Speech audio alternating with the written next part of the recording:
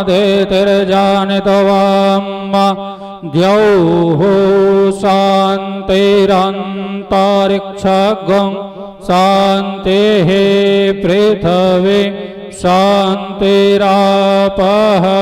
शान्तिरोषधयः शान्तिः। जयति जगति माया यस्य कायाधवस्ते वचनरचनमेकं केवलं चाकलय्य ध्रुवपदमपि यातो यत्कृपातो ध्रुवोऽयं सकलकुशलपात्रं ब्रह्मपुत्रं नतास्मि।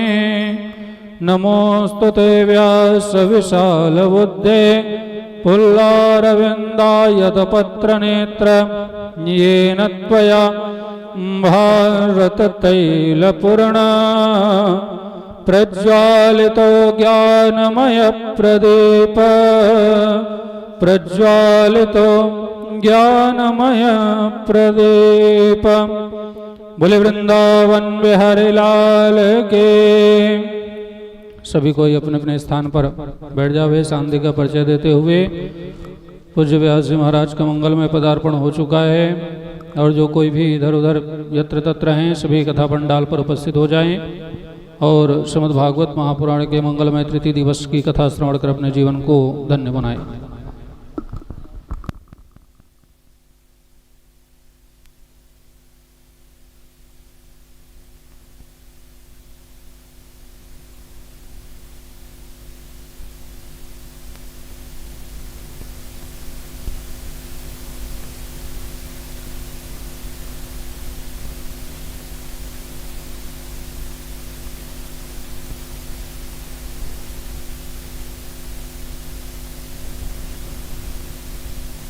नमः श्रीमत्परमहंसात् स्वादितचरणकमलचिन्मकरन्दाय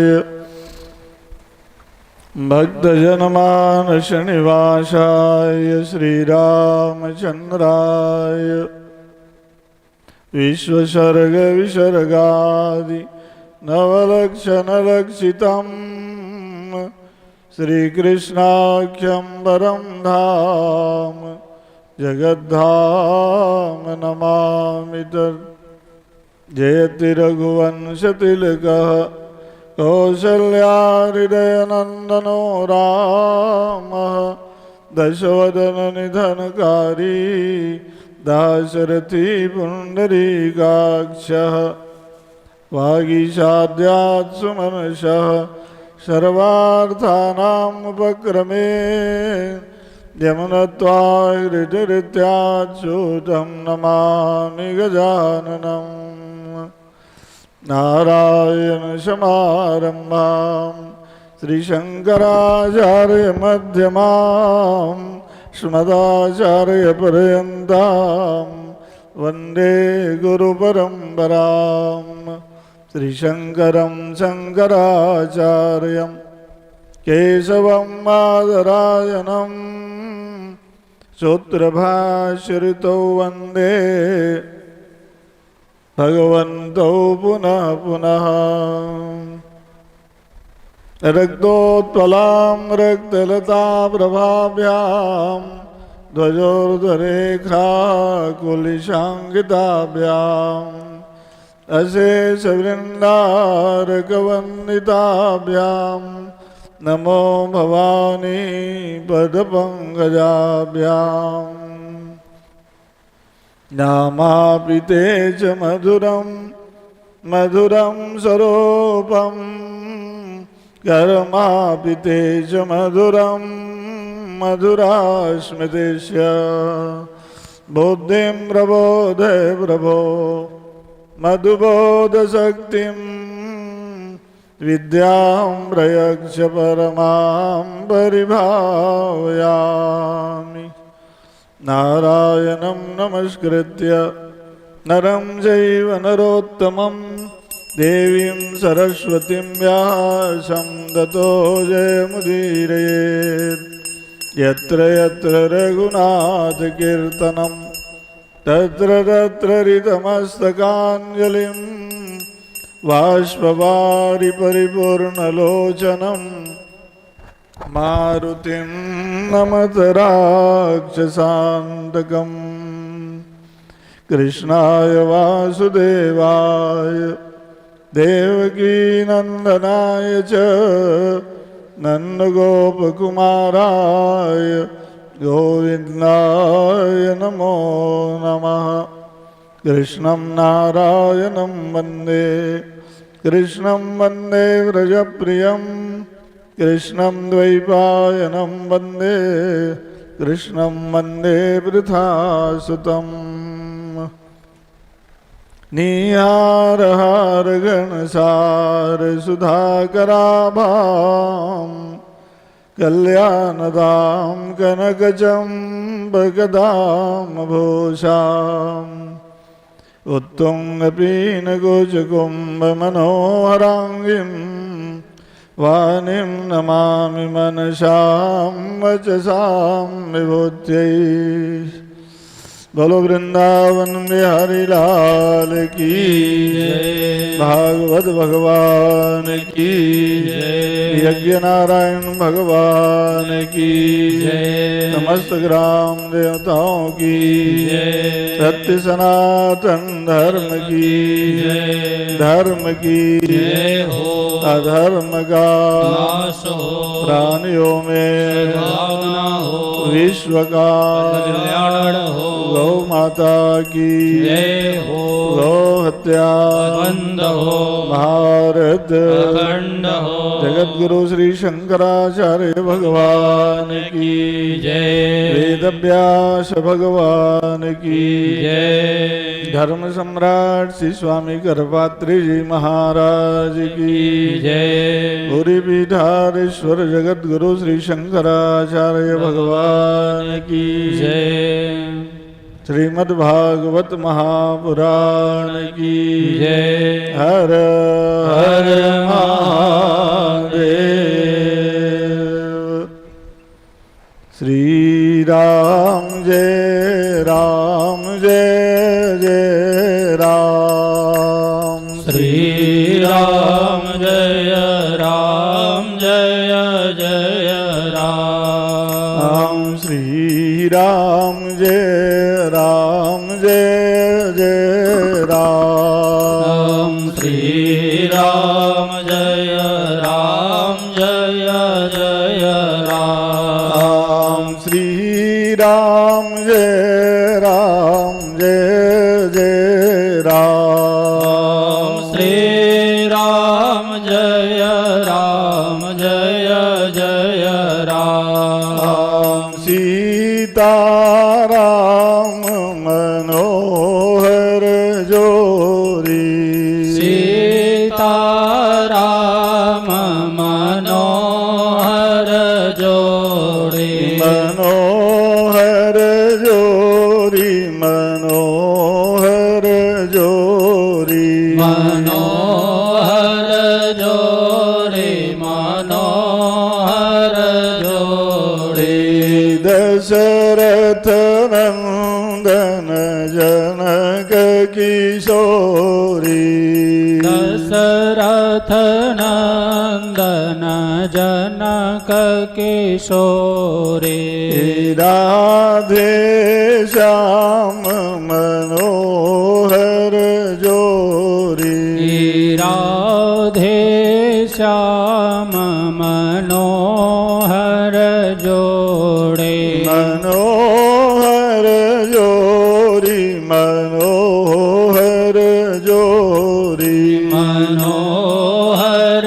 जोड़े मनोहर जोड़े, नंद नंदन वृषभानु किशोरी, नंद नंदन वृषभानु किशोरी, श्री राम जय जय राम, श्री राम जय जय राम, जय जय हनुमान गोसाई, जय जय जय हनुमान गोसाई।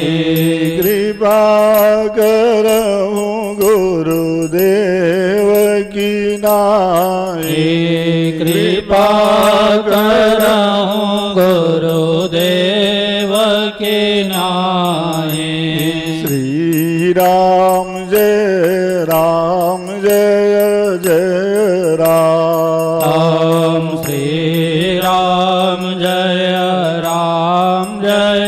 जय राम। बोलो भाग्य बिहारी लाल की जय।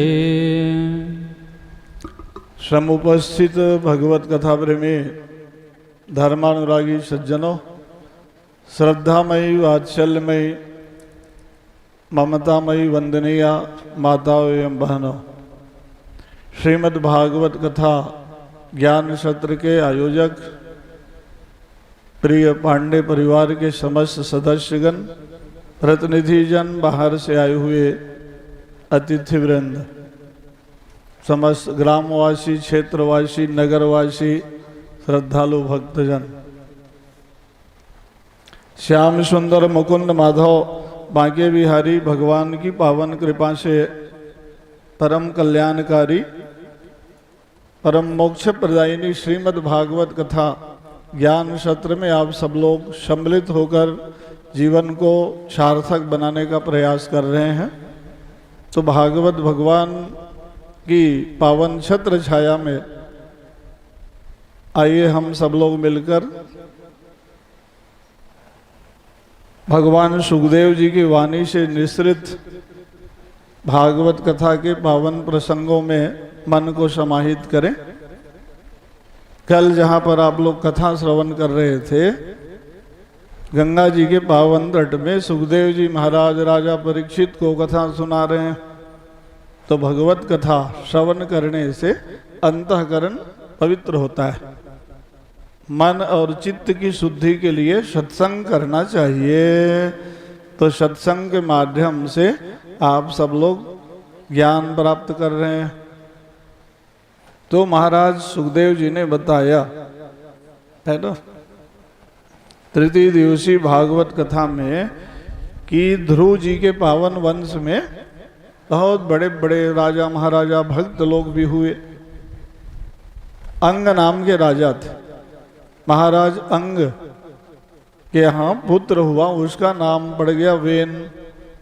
तो बहुत धार्मिक आस्तिक परिवार में भी कुछ नास्तिक विचारधारा के लोग हो जाते हैं। नास्तिक कोई होता नहीं है, बाहर से बोलते रहते हैं कहाँ धर्म कहाँ भगवान है। भाई नास्तिक कौन होता है? जो भगवान को, धर्म को, वेद को ना माने। तो धर्म और ईश्वर को माने बिना किसी का काम चलता भी नहीं है। नहीं, भगवान को हो माने बिना किसका काम चलेगा? भाई भगवान सर्वव्यापी है। नींद में भी भगवान है, भोजन में है, पानी में है। तो ईश्वर और धर्म से विमुख कोई व्यक्ति नहीं रह सकता है ना। और ईश्वर की सिद्धि वेदों के द्वारा होता है। तो जो वेदों में, पुराणों में कही गई बातें हैं उसको मानना सबके लिए आवश्यक है। वेद जो है अपौरुषेय वेदा, वेद किसी के द्वारा बनाया हुआ लिखा हुआ नहीं है, भगवान के निश्वासभूत वेद है ना। जाकी सहज श्वास श्रुतिचारी, सोया पढ़े जो कौतुक भारी। भगवान के निश्वासभूत वेद है ना। ईश्वर की सिद्धि भी वेदों के द्वारा है। तो वेद सिद्धांत, वैदिक सिद्धांत को मानने से भगवान की प्राप्ति हो जाती है। तो ये वेन ऐसा पुत्र निकला जो विरोधी बन गया। ये लो, धर्म विरोधी बन गया, ईश्वर विमुख होने लग गया, युवावस्था आ गया। कहा भैया हमको गद्दी में बैठा दो, बोले भाई पिता का है, पुत्र ही उत्तराधिकारी होता है। राजतंत्र था, प्रजातंत्र में चुनाव प्रणाली है नहीं। अब वो पिता ने देखा कि भाई ये तो अनुकूल नहीं है, गद्दी नहीं दिया तो जबरदस्ती छीन के बैठ गया। ये लो, तो जैसे ही राजगद्दी मिला तो वो अपनी घोषणा कर दिया, न यशव्यम न होतव्यम न दातव्यम कदाचन, मेरे राज्य में यज्ञ पूजा पाठ बंद करा दो। बोले जितने धार्मिक कृत्य थे, मंदिर जाना, पूजा करना, भजन करना, यज्ञ कराना, कथा सुनना, सारे प्रक्रिया बंद करवा दिया। राजा शासक का बहुत बड़ा महत्व होता है। कानून व्यवस्था पारित कर दिया, मेरे राज्य में यज्ञ नहीं होगा, पूजा पाठ भजन कीर्तन कथा सत्संग बंद करा दो। उससे क्या हुआ, अकाल पड़ गया, अवर्षा हो गई, पानी नहीं गिरता था। अन्न जल कैसे मिलता है आपको जानते हो? अन्नात् भवन्ति भूतानि पर्जन्यात् अन्न संभव, यज्ञात् भवति पर्जन्यः यज्ञ कर्म समुद्भव। ज्यादा यज्ञ करोगे ना, मेघ बनता है, वर्षा होती है, पर्जन्य बनता है, और वर्षा के द्वारा सबको अन्न जल मिलता है, फल फूल सब मिलता है। तो सबका मूल आधार क्या हो गया वहां पर? यज्ञ करो। यज्ञो वही विष्णु। यज्ञ क्या है? भगवान नारायण का रूप है। अग्नि नारायण बोलते हो ना, यज्ञ नारायण माने अग्नि देवता है। जो चीज आप जहाँ डालते हो भगवान के पास दिव्य स्वरूप में पहुंच जाता है। इसलिए पहले घर घर में पंच महायज्ञ होता था, बलि वैश्वदेव करते थे। अग्नि जला लो, उसमें बढ़िया गोल घी धूप डाल दो, उससे सुगंध में वातावरण बन जाता है। मंत्र किसी को आता है तो फिर मंत्रात्मक यज्ञ की आहुति करो। इसलिए नियम है कि नहीं, भोजन बन जाए तो 5 ग्रास पहले अग्नि देवता भोग लगाओ। रायपुर राजधानी वाले हो आप लोग, बोलोगे अग्नि कहाँ से लाए महाराज, गैस का जमाना है, बोल कहाँ फिर जलाएंगे, फिर भोग लगाओ बोलते हो। तो पुराने जमाने में उनको जो भोजन यज्ञ जजमान बनते थे भागवत के ना, बचपना याद आ गया। तो एक इतना बड़ा गोरसी दे देते थे, आगी जला के उसमें वो लोग डालते रहते थे। हर अध्याय पारायण में हर बार आरती करते थे, हर बार फिर धूप डालते थे। तो जब से नकली चीज आया तो हमने बंद करवा दिया। वो दशांग धूप को रख लेते थे, धुआं बरसाते रहते थे, न उसमें घी डालते थे न गोगुल डालते थे। सुगंधित चीज डालो, अग्नि देवता है, सुगंध में वातावरण बनना चाहिए। देखो छत्तीसगढ़ में होम देना बोलते थे, हर घर में रोज आग जलना चाहिए। अग्नि देवता का वास जिस घर में रहता है वहाँ पर्यावरण शुद्ध रहेगा, सुख शांति प्रेम ज्यादा रहेगा, अन्न ऐश्वर्य रिद्धि सिद्धि ज्यादा रहेगा। देखते हो नहीं, संत बाबा जी लोग क्या करते हैं, अग्नि जला देते हैं, 24 घंटा उनके कुंड में अग्नि रहता है। उसके प्रभाव से हजारों लोगों को वो भोजन खिलाते रहते हैं। या तो अग्नि देवता की उपासना का तात्पर्य क्या है कि धन धान्य समृद्धि ऐश्वर्य ज्यादा उसके पास आ जाएगा। तो ये इसने प्रतिबंध लगवा दिया, अकाल पड़ गया, अवर्षा हो गई, पूरा जनता परेशान। अब क्या करें भैया, बोल है ना, राजा को समझा देते हैं। बोले महात्मा लोग समझाने गए ना, कह दिया आप लोगों को भजन करना है तो मेरा नाम जपा करो। बोल मैं सबका संरक्षक पालक पोषक हूँ। कुछ महात्माओं को क्रोध आ गया, थोड़ा सा मंत्र पढ़े, धड़ाम से वो गद्दी से गिर गया, हुंकार मात्र से शरीर ही छूट गया। इसीलिए वहां से जब शरीर छूट गया तो वेन के मंथन किया शरीर को, तो वहां से फिर भगवान पृथु का अवतार हुआ। भाई जब जब संकट बढ़ जाता है, धार्मिक व्यवस्था बिगड़ती है, तो भगवान आते हैं। यज्ञ बंद हो गया, सत्कर्म का जब लोप होता है तो विकृति आती है। व्यासपीठ जो है शासन तंत्र का नियंत्रक होता है।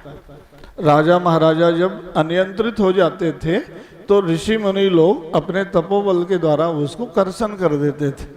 यही है व्यासपीठ से राजगद्दी का शोधन कर देना। राजा महाराजाओं को सुधार देते थे। ये व्यासपीठ माने गुरु गद्दी, गुरु गद्दी के द्वारा राजगद्दी को शोधन कर देना। एक मंत्र पढ़े, राजा को गद्दी के नीचे गिरा दिए, सीधा खत्म। तो भगवान ने कहा भाई अब अराजकता नहीं फैलाना, बोले आज भी उसकी आवश्यकता है। जो लोग शासन तंत्र में है, सत्ता में जो लोग रहें, व्यासपीठ का ज़्यादा सम्मान करें। गुरु गद्दी, धर्माचार्य, शंकराचार्य, इनकी बातों पर विशेष ध्यान देना चाहिए कि धर्म और राष्ट्र के लिए ये जो बात बोलते हैं उसके अनुसार हम शासन तंत्र में व्यवस्था करें। तो वेन को गिरा दिए। आपके मन में होगा कि वेन जो है नास्तिक क्यों बन गया? देखो इतिहास देखो, दानव के घर में भक्त हो जाते हैं और भक्त के घर में भी दानव पुत्र हो जाते हैं। अंग जो है बहुत धार्मिक था, वेन इसलिए नास्तिक निकल गया, ये अपने मामा पक्ष में चला गया। इसका जो सुनी था, माँ आई थी ना, वो मृत्यु की बेटी थी, बहुत कठोर स्वभाव की थी। हंसाते हो ना आप लोग, ये थोड़ा मामा पक्ष में गया है, उधर के स्वभाव के ले लिया है। तो ऐसे ही ये वेन जो है ना, हिरण्यकश्यप दानव था, उसके घर में भक्त प्रहलाद उत्पन्न हो गया। कि कयाधु माँ की भक्ति थी कि नहीं? भाई रावण जो है, बताओ, उसके दादा बाबा तो बहुत ज्ञानी थे, विश्रवा ऋषि, पुलस्त ऋषि, कितने बड़े बड़े ज्ञानी है, तपस्वी। उस घर में भी रावण जैसा पुत्र हो गया। बोल क्यों हो गया? तो भाई जिसकी माँ जो थी ना, वो दानव कुल की कन्या थी, उसका भी स्वभाव व्यवहार वही कठोरता वाला, तो उसका भी ध्यान उधर चला गया। तो इसलिए इतिहास में बहुत सी बात आती है कि वेन बड़ा आस्तिक धार्मिक भक्त था, वेन जैसा पुत्र उत्पन्न हो गया, उसके कारण प्रजापुरवासी बहुत दुखी थे। फिर से जब मंथन किए तो भगवान का प्राकट्य हो गया। जब जब भारत देश में सनातन संस्कृति पर कोई आघात पहुंचाता है, उसके संरक्षण के लिए भगवान आते हैं। हर देश में भगवान नहीं आते, भारत देश में ही भगवान का अवतार होता है। 24 अवतारों का वर्णन आप भागवत में सुनते हैं, तो कहाँ भगवान आते हैं? तो आप जगह जगह गाते हो कि भारतवर्ष में भगवान का अवतार होता है। अहो अमीशां किमकारि शोभनम प्रसन्नैषां सिदुत स्वयं हरिर् ऐर्जन्म लब्धं रेषु भारताजिरे मुकुंद शैवोपैकं श्रीहायिनः।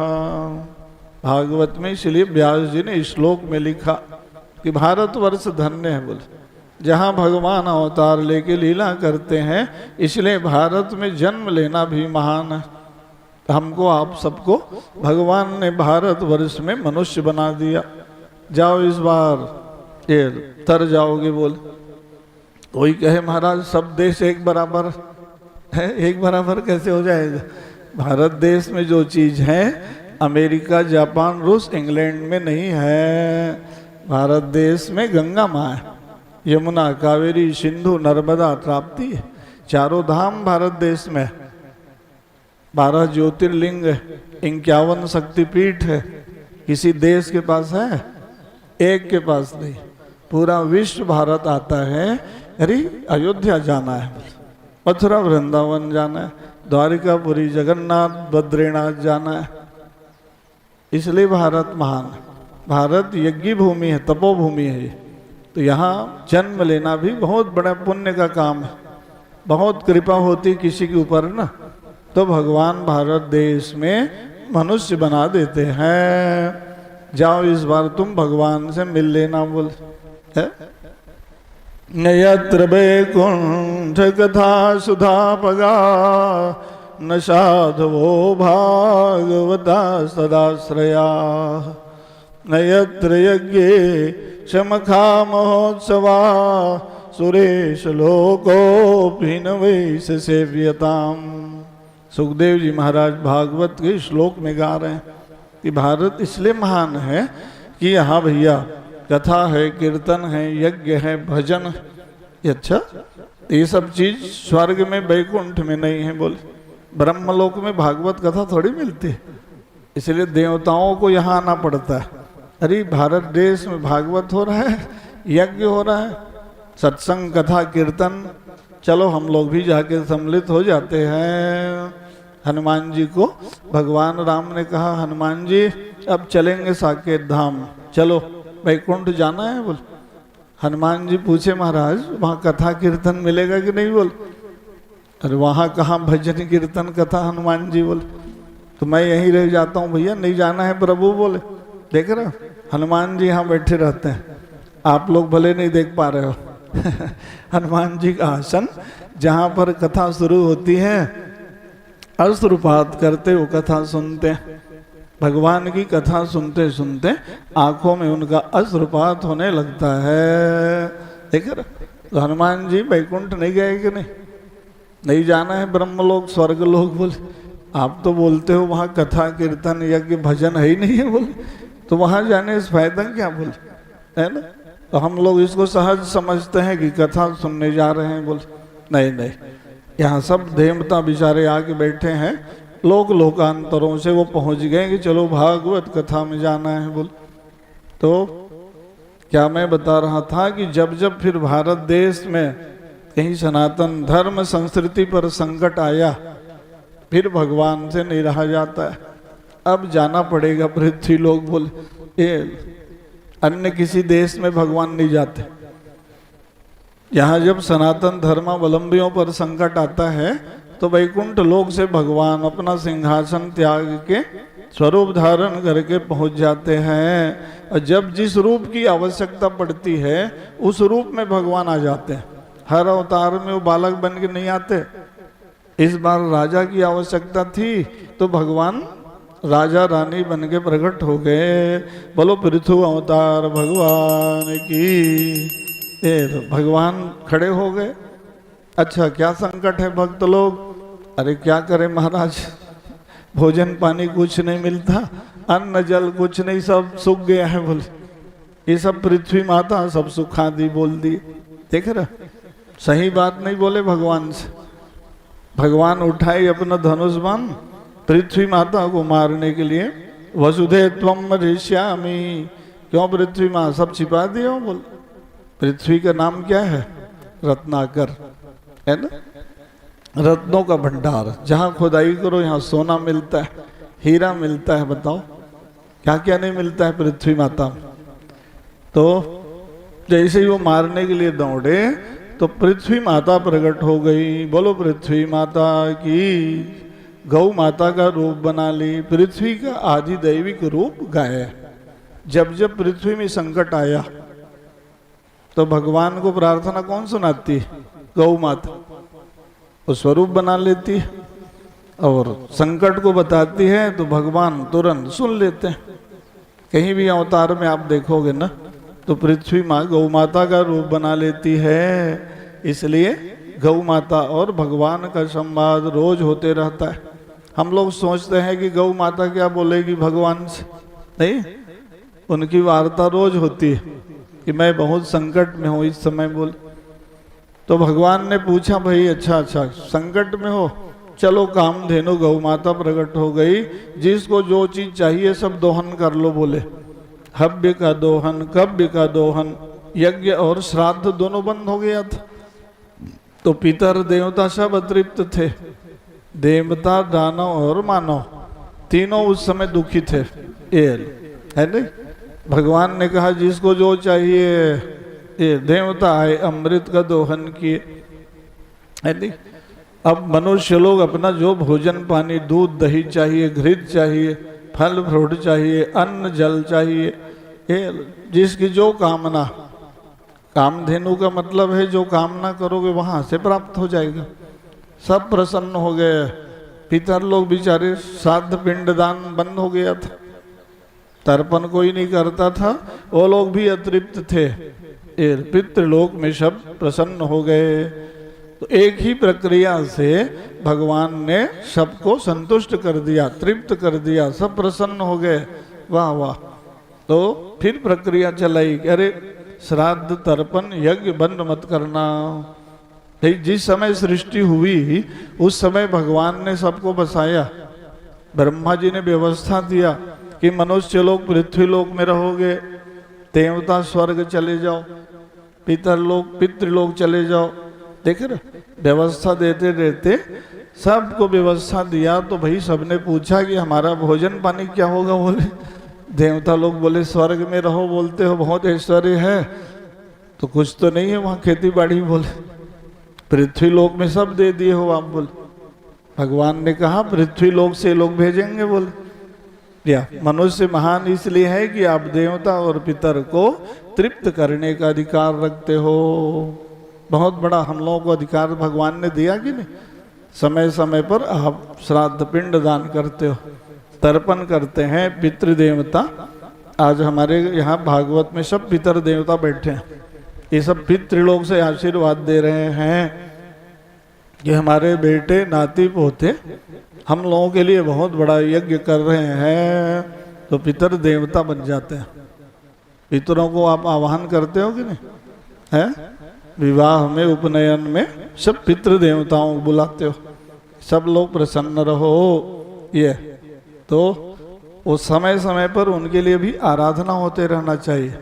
जैसे देवता वैसे पितर, या देवर्षि पितृ तर्पणम बोलते हो कि नहीं। देवता, ऋषि और मनुष्य तीन प्रकार के तर्पण करते हो। पितृपक्ष आता है तो जिनके घर में पिता बाबा दादा नहीं है, 15 दिन विधिवत उनके नाम से जलांजलि तर्पण करना चाहिए। उसे पिता लोग प्रसन्न हो जाते हैं। वाह वाह, बड़ा ये विधि विधान से, जैसे देवताओं को यज्ञ के द्वारा प्रसन्न कर लेते हो ना, वैसे ही पितृ देवता सही श्रद्धा से नहीं करोगे, पितर सब नाराज हो जाते हैं। तो आप कहते हो पितृदोष लग गया है महाराज जी, परिवार में अशांति है, बच्चे ठीक नहीं, इसलिए उनको भी आराधना चाहिए, प्रेम चाहिए, सम्मान चाहिए। तो उस समय सब बंद हो गया था, है नहीं, सबका भोजन पानी बंद। तो इसलिए भगवान फिर सबको शुरू कराए। हाँ, तो समय समय पे आप बढ़िया यज्ञ की आराधना कर लिया करो। परिवार में ही बैठ गए और बढ़िया देवताओं को आहुति दे दिए। इंद्राय नमः स्वाहा, ब्रह्मणे नमः स्वाहा, रुद्राय नमः स्वाहा। देवता प्रसन्न हो जाएंगे, है ना। कथा में मैं सबको बताते रहता हूँ, शाकल्य प्रमाणित बनाओ, घृत की मात्रा ज्यादा हो। देवताओं का भोजन क्या है? घृत, है नहीं। तो उससे देवता प्रसन्न रहते हैं। बहुत अच्छा भाई, 5 किलो ही साकल्य बनाओ, 25 किलो जरूरत नहीं है। तिल की मात्रा ज्यादा रखा करो, कहीं भी यज्ञ हवन करो, तिलाधिक्य भवेत लक्ष्मी, तिल ज्यादा रहे, उसके आधा चावल, फिर उसके आधा जौ, जान ले रहो। फिर उसमें आप डालो घी, गुड़, पंचमेवा, गुल, चंदन, चूरा, जटामासी, पूरा सुगंधित भोजन बन गया हो। ये अपने भोजन में जैसे आप लोग व्यवस्था करते हो ना, क्यों संदीप जी, मेनू तैयार होता है आपका रोज, यहाँ मैं समझ रहा हूँ। कल मैं आने वाला हूँ देखने क्या क्या भोजन बनाया है, तो जलपान में क्या रहेगा, आज भोजन कैसे रहेगा। अपनी तैयारी में हम व्यापक जुटे रहते हैं। अब भगवान की बारी आती है ना, मैं देख रहा हूँ यहाँ तो सब अच्छा उदारता से काम कर रहे हो। लोग भगवान को देने रहता है, वो चावल को एक कोपरा रख दिए छत्तीसगढ़ी भाषा में, और तिली की तरह डाल दिए, तो भगवान को अपचन हो जाएगा कि नहीं, अजीर्ण हो जाएगा।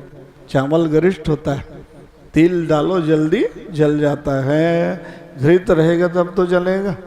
पंडित लोग परेशान रहते हैं। मेरे पास तो हर काम एक नंबर, कहीं भी यज्ञ हवन होता है, यज्ञ की सामग्री प्रथम श्रेणी पर दायित्व रहता है।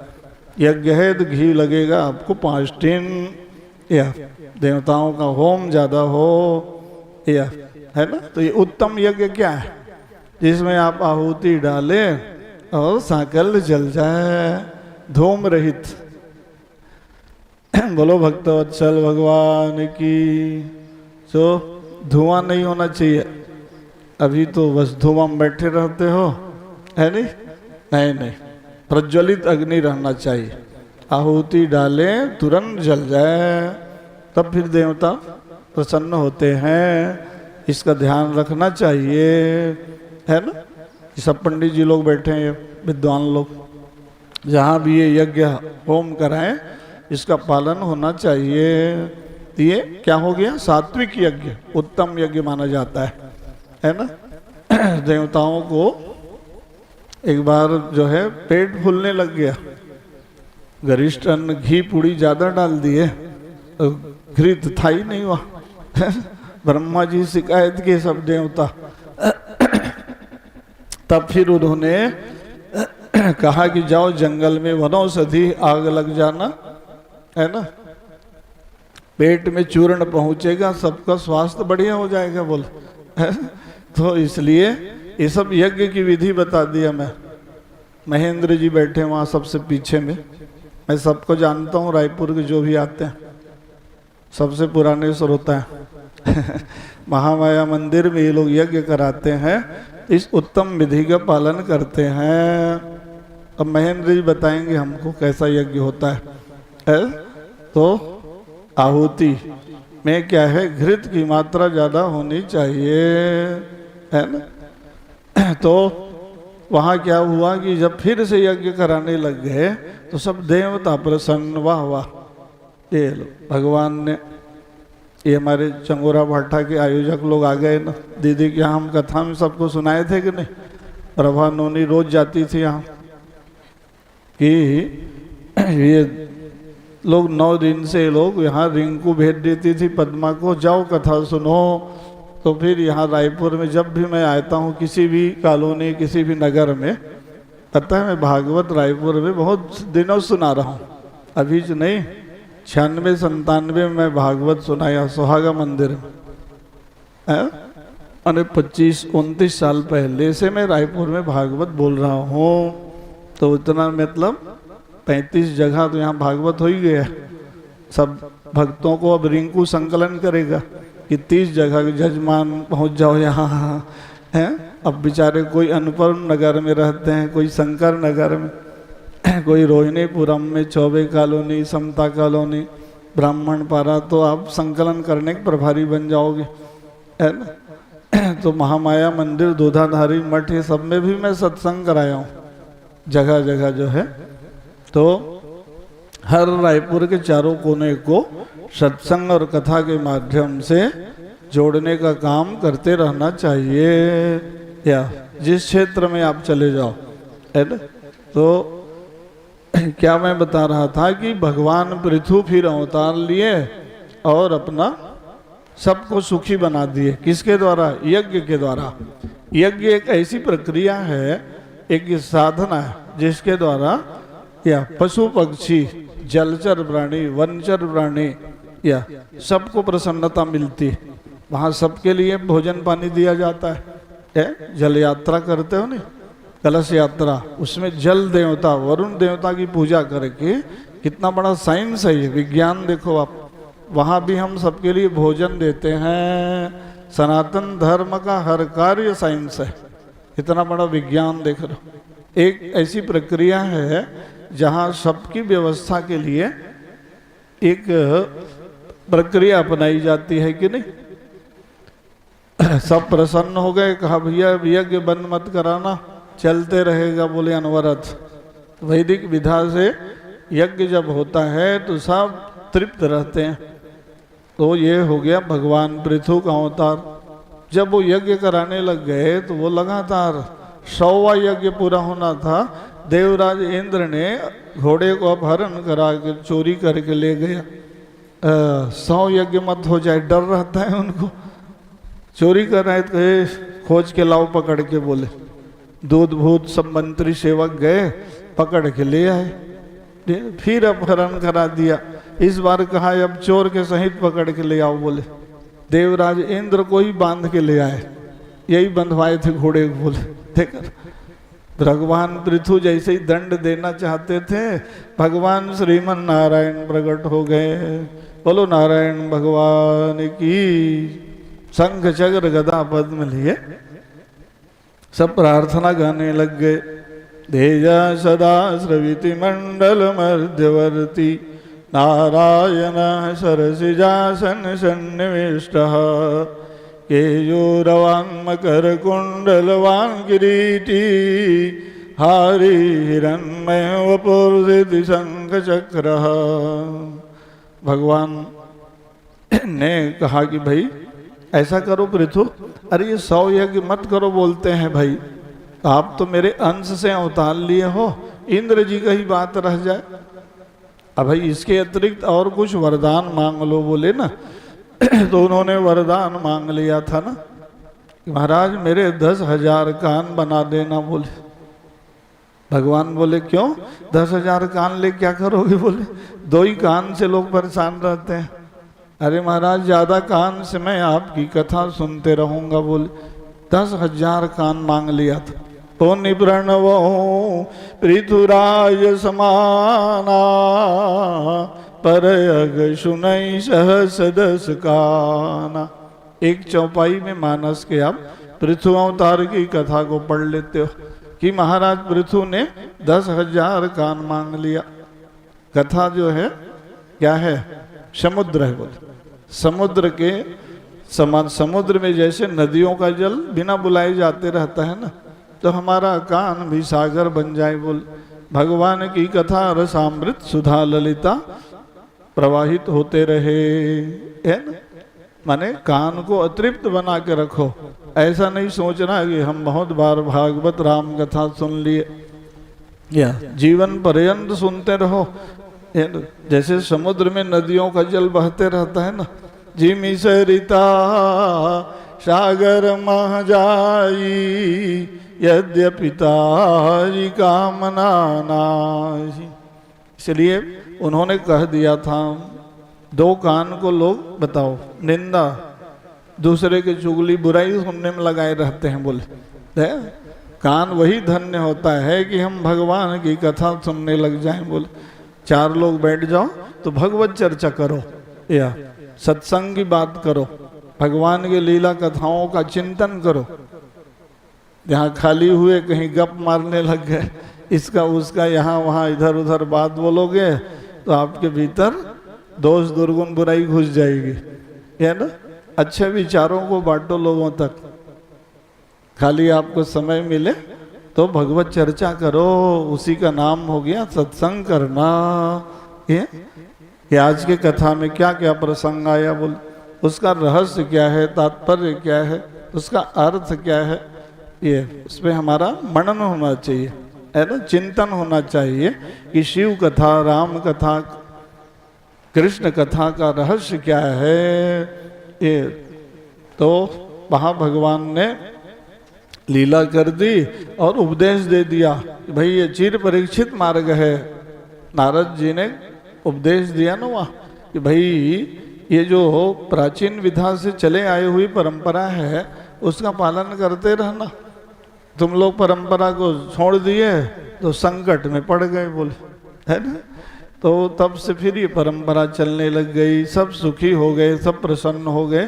बोलो भक्तवत्सल भगवान की जय।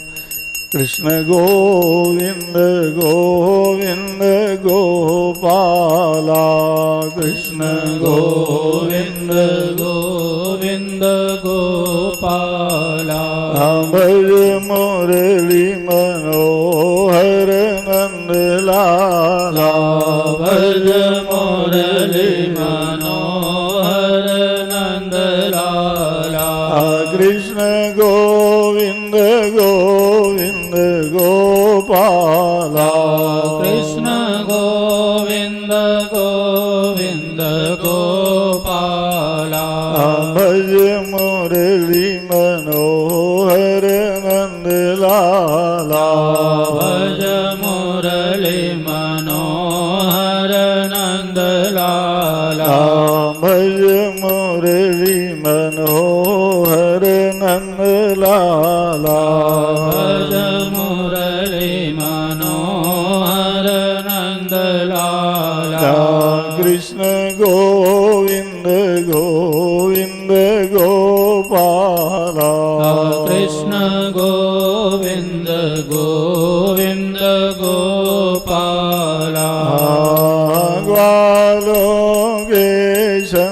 गई आचरैया ग्वालों के संग गई आचरैया यमुना तट में बंसी बजैया यमुना तट में बंसी बजैया गोपियों के संग रास रचैया गोपियों के संग रास रचैया गोविंद गोविंद गोपाला भज गोविंद गोविंद गोपाला कृष्ण गोविंद गोविंद गोपाला कृष्ण गोविंद गोविंद गोपाला भज मुरली मनोहर नंद लाला भज मुरली मनोहर नंद लाला बोलो कृष्ण कन्हैया लाल की जय। तो भगवान सुखदेव जी राजा परीक्षित को कथा का विस्तार करते हुए बोध कराने लग गए कि 5वें स्कंद की अब कथा सुनो बोले। पंचम स्कंद क्या है? स्थान संज्ञक। भागवत महापुराण के भी 10 लक्षण बनाए गए। अत्र सर्गो विसर्गस्य स्थानम पोषण भूतय मन्वंतरेशानुकथा निरोधो मुक्तिराश्रय। ये भागवत महापुराण हम क्यों बोलते हैं? इसके 10 लक्षण बनाए गए। अत्र सर्गो विसर्गस्य, सर्ग विसर्ग स्थान है ना, पोषण संज्ञक, ये ऊति संज्ञक, अलग अलग स्कंद को उन्होंने लक्षणों में बांट दिया। तो पंचम स्कंद क्या है? कहा इसको स्थान संज्ञक कहा गया बोले। इसमें भूगोल खगोल का विस्तृत वर्णन किया गया है। 5वें स्कंद में 26 अध्याय।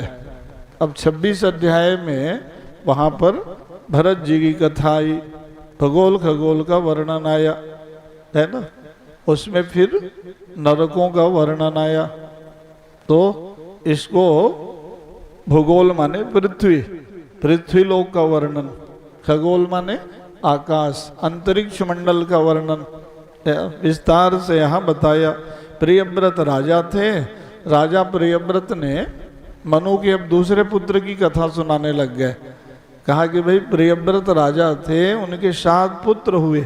7 पुत्रों को उन्होंने एक एक द्वीप में मालिक बना दिया। 7 द्वीप आज भी हैं और प्राचीन काल में भी बना। किसने बनाया? तो प्रियव्रत राजा ने बनाया।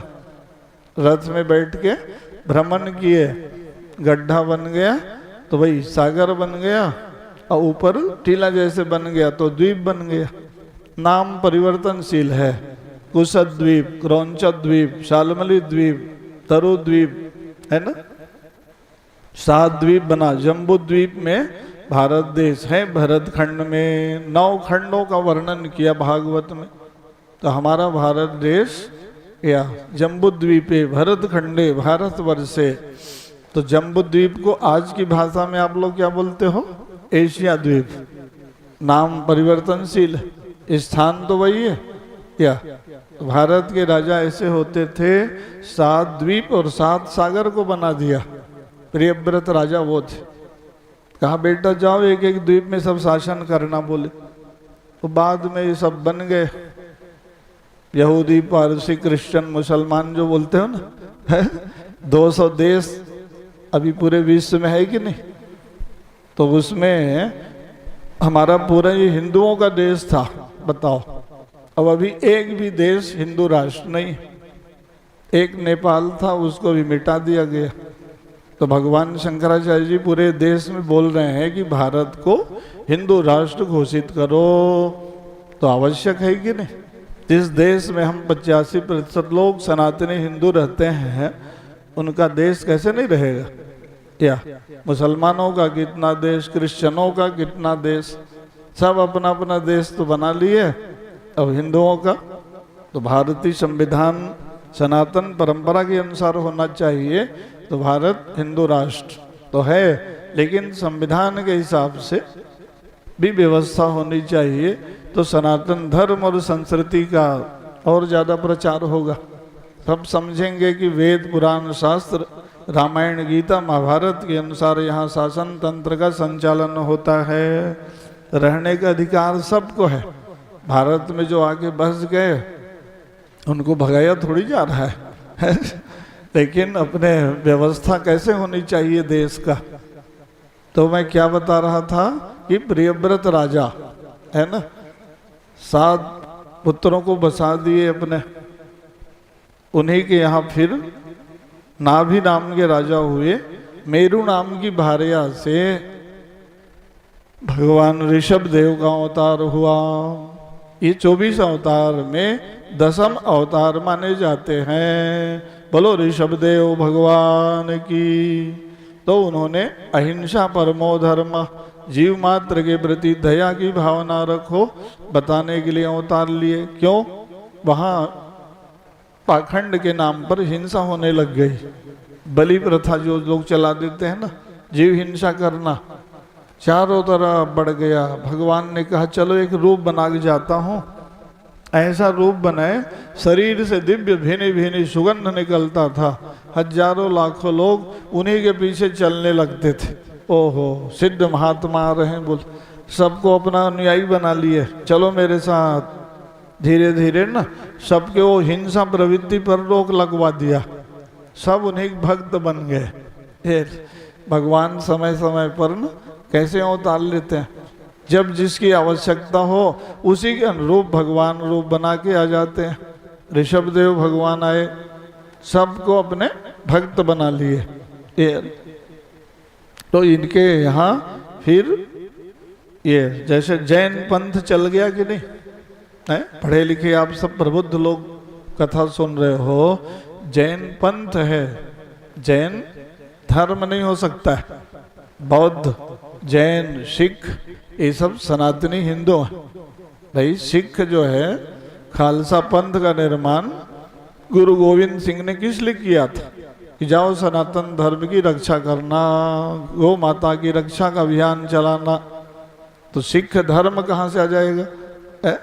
भाई गुरु गोविंद सिंह तो क्षत्रिय थे, बताओ आप है?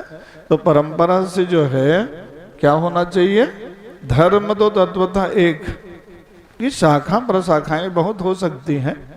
मूल से आप संबंध बना के रखोगे तो पत्रे पुष्प फल सब बढ़िया पल्लवित होता है। तो सनातन धर्म क्या है? वृक्ष है, मूल। उसके पंथ और संप्रदाय बहुत हो सकता है। यस, ऋषभ देव को मानते हैं जैनी लोग, कहते हैं हम लोग जैन धर्म चला दिए बोले। तो धर्म कोई बांटने का कि जोड़ने का? बौद्ध धर्म कैसे हो जाएगा?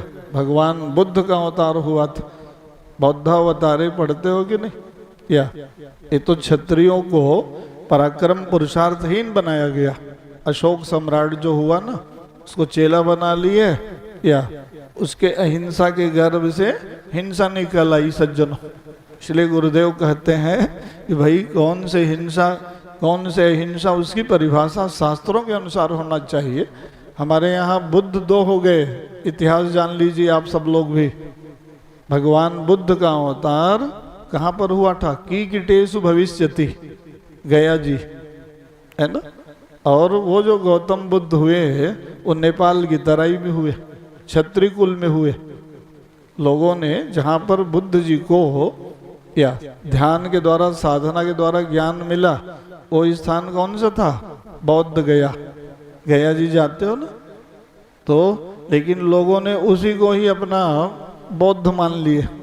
अरे भगवान बुद्ध का अवतार हुआ, ब्राह्मण कुल में हुआ। कहाँ हुआ? तो आप गया जी में हुआ। वो आके यहाँ ध्यान लगा लिए, स्वरूप को ऐसे ही बना दिए, लोग समझे नहीं तो इसलिए अपना एक धर्म बना दिए। वाह! तो ऐसे में तो सनातनी हिंदू सब बंट जाएंगे सज्जनों। भाई बौद्ध, जैन, सिख, मैं उदाहरण दिया आपको, ये सब शुद्ध सनातनी है। संविधान के 25वीं धारा के अनुसार सबको सनातनी हिंदू घोषित करना चाहिए, न कि अल्पसंख्यक आयोग बनाना चाहिए। या अल्पसंख्यक बना के बांटते जाओ तो हमारी सनातन परंपरा कमजोर होगी कि नहीं। इसलिए बंटने की जरूरत नहीं, सबको जोड़ने की जरूरत। तो भागवत कथा तो ज्ञान वर्धन के लिए विचार होना चाहिए कि हमारी सनातन परंपरा, सनातन धर्म जो है सबसे अति प्राचीनतम धर्म, एक ही धर्म है। बाकी सब पंथ है, मजहब है, जो बोलो आप, है ना। अंग्रेजी वाले रिलीजन बोलते हो, है? तो धर्म की व्याख्या कैसे हो पाएगी, है ना। तो भगवान ने सब व्यवस्था बनाया। फिर इस बार अब ऋषभ देव भगवान की कथा जान लो 5वें स्कंद में सज्जनों। अब भागवत की व्याख्या करने चलो ना, बहुत बृहद। अब यहाँ तो समय सीमा में ही सब बात को मेरे को बोलना है। फिर एक एक अध्याय में मैं फिर भी ध्यान देके भागवत सुनाते रहता हूँ। हाँ, बृहद व्याख्या करो तो फिर कम समय में सब बात नहीं हो पाएगी। 5वां स्कंद बोलो, 6वां स्कंद बोलो, तीसरे दिन की भागवत कथा में 7वें स्कंद तक कथा पहुंच जाना चाहिए। या इसके लिए कितना बृहद व्याख्या का समय चाहिए। पुराणों की कथा बहुत ज्यादा विस्तारित बोलने का है, उसके लिए उतना ज्ञानार्जन प्राप्त करने की आवश्यकता होती है।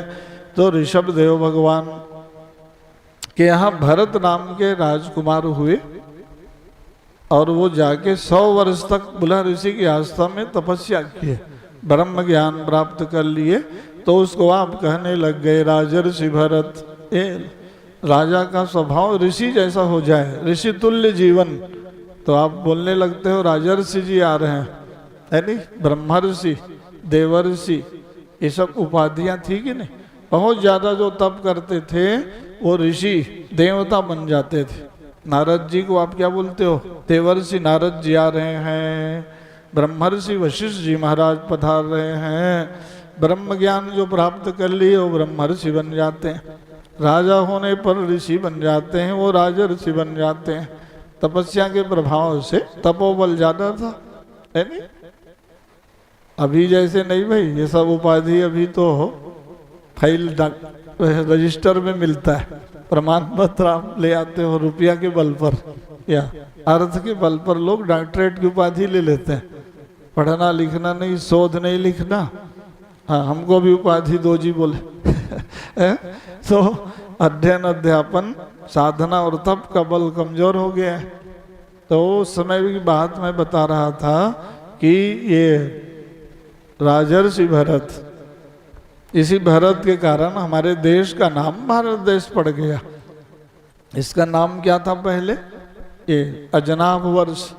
न जायती थी अजन्मा ब्रह्म जहाँ जन्म लेते हो, ये अजनाभ वर्ष था सज्जनों।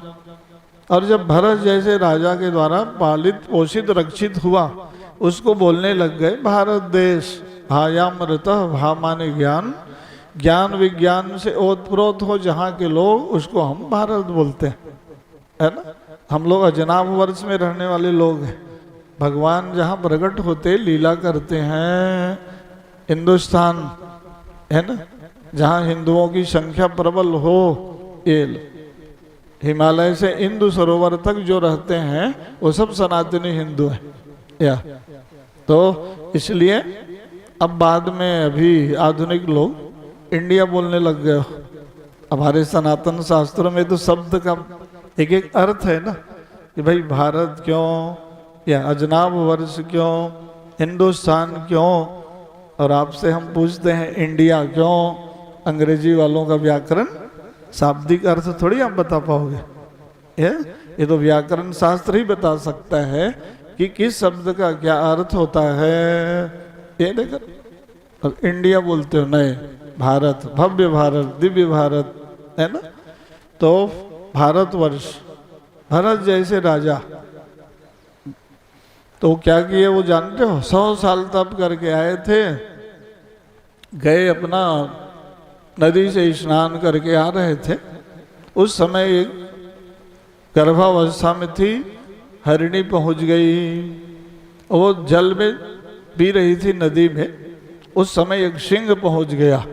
सिंह का गर्जना आवाज सुन के ना भय के मारे नदी में छलांग लगा दी। छलांग लगाई, बीच जलधारा में बहने लग गई। धारा के प्रवाह में श्रम हुआ, एक मृग शावक को उसने नदी में ही जन्म दे दिया। अब वो मृग शावक बहने लग गया। इस दृश्य को महाराज भरत जैसे आत्मज्ञानी देख रहे थे। ओहो, तो बहुत अनर्थ हो गया। बोले ये मृग बह जाएगा, उसकी माँ की मृत्यु हो गई। बोले क्या करना चाहिए? इसकी रक्षा करना मेरा धर्म है। दया धर्म का मूल है। जीव मात्र के प्रति, प्राणी मात्र के प्रति दया की भावना रखो, ये प्रेम करो सबके साथ।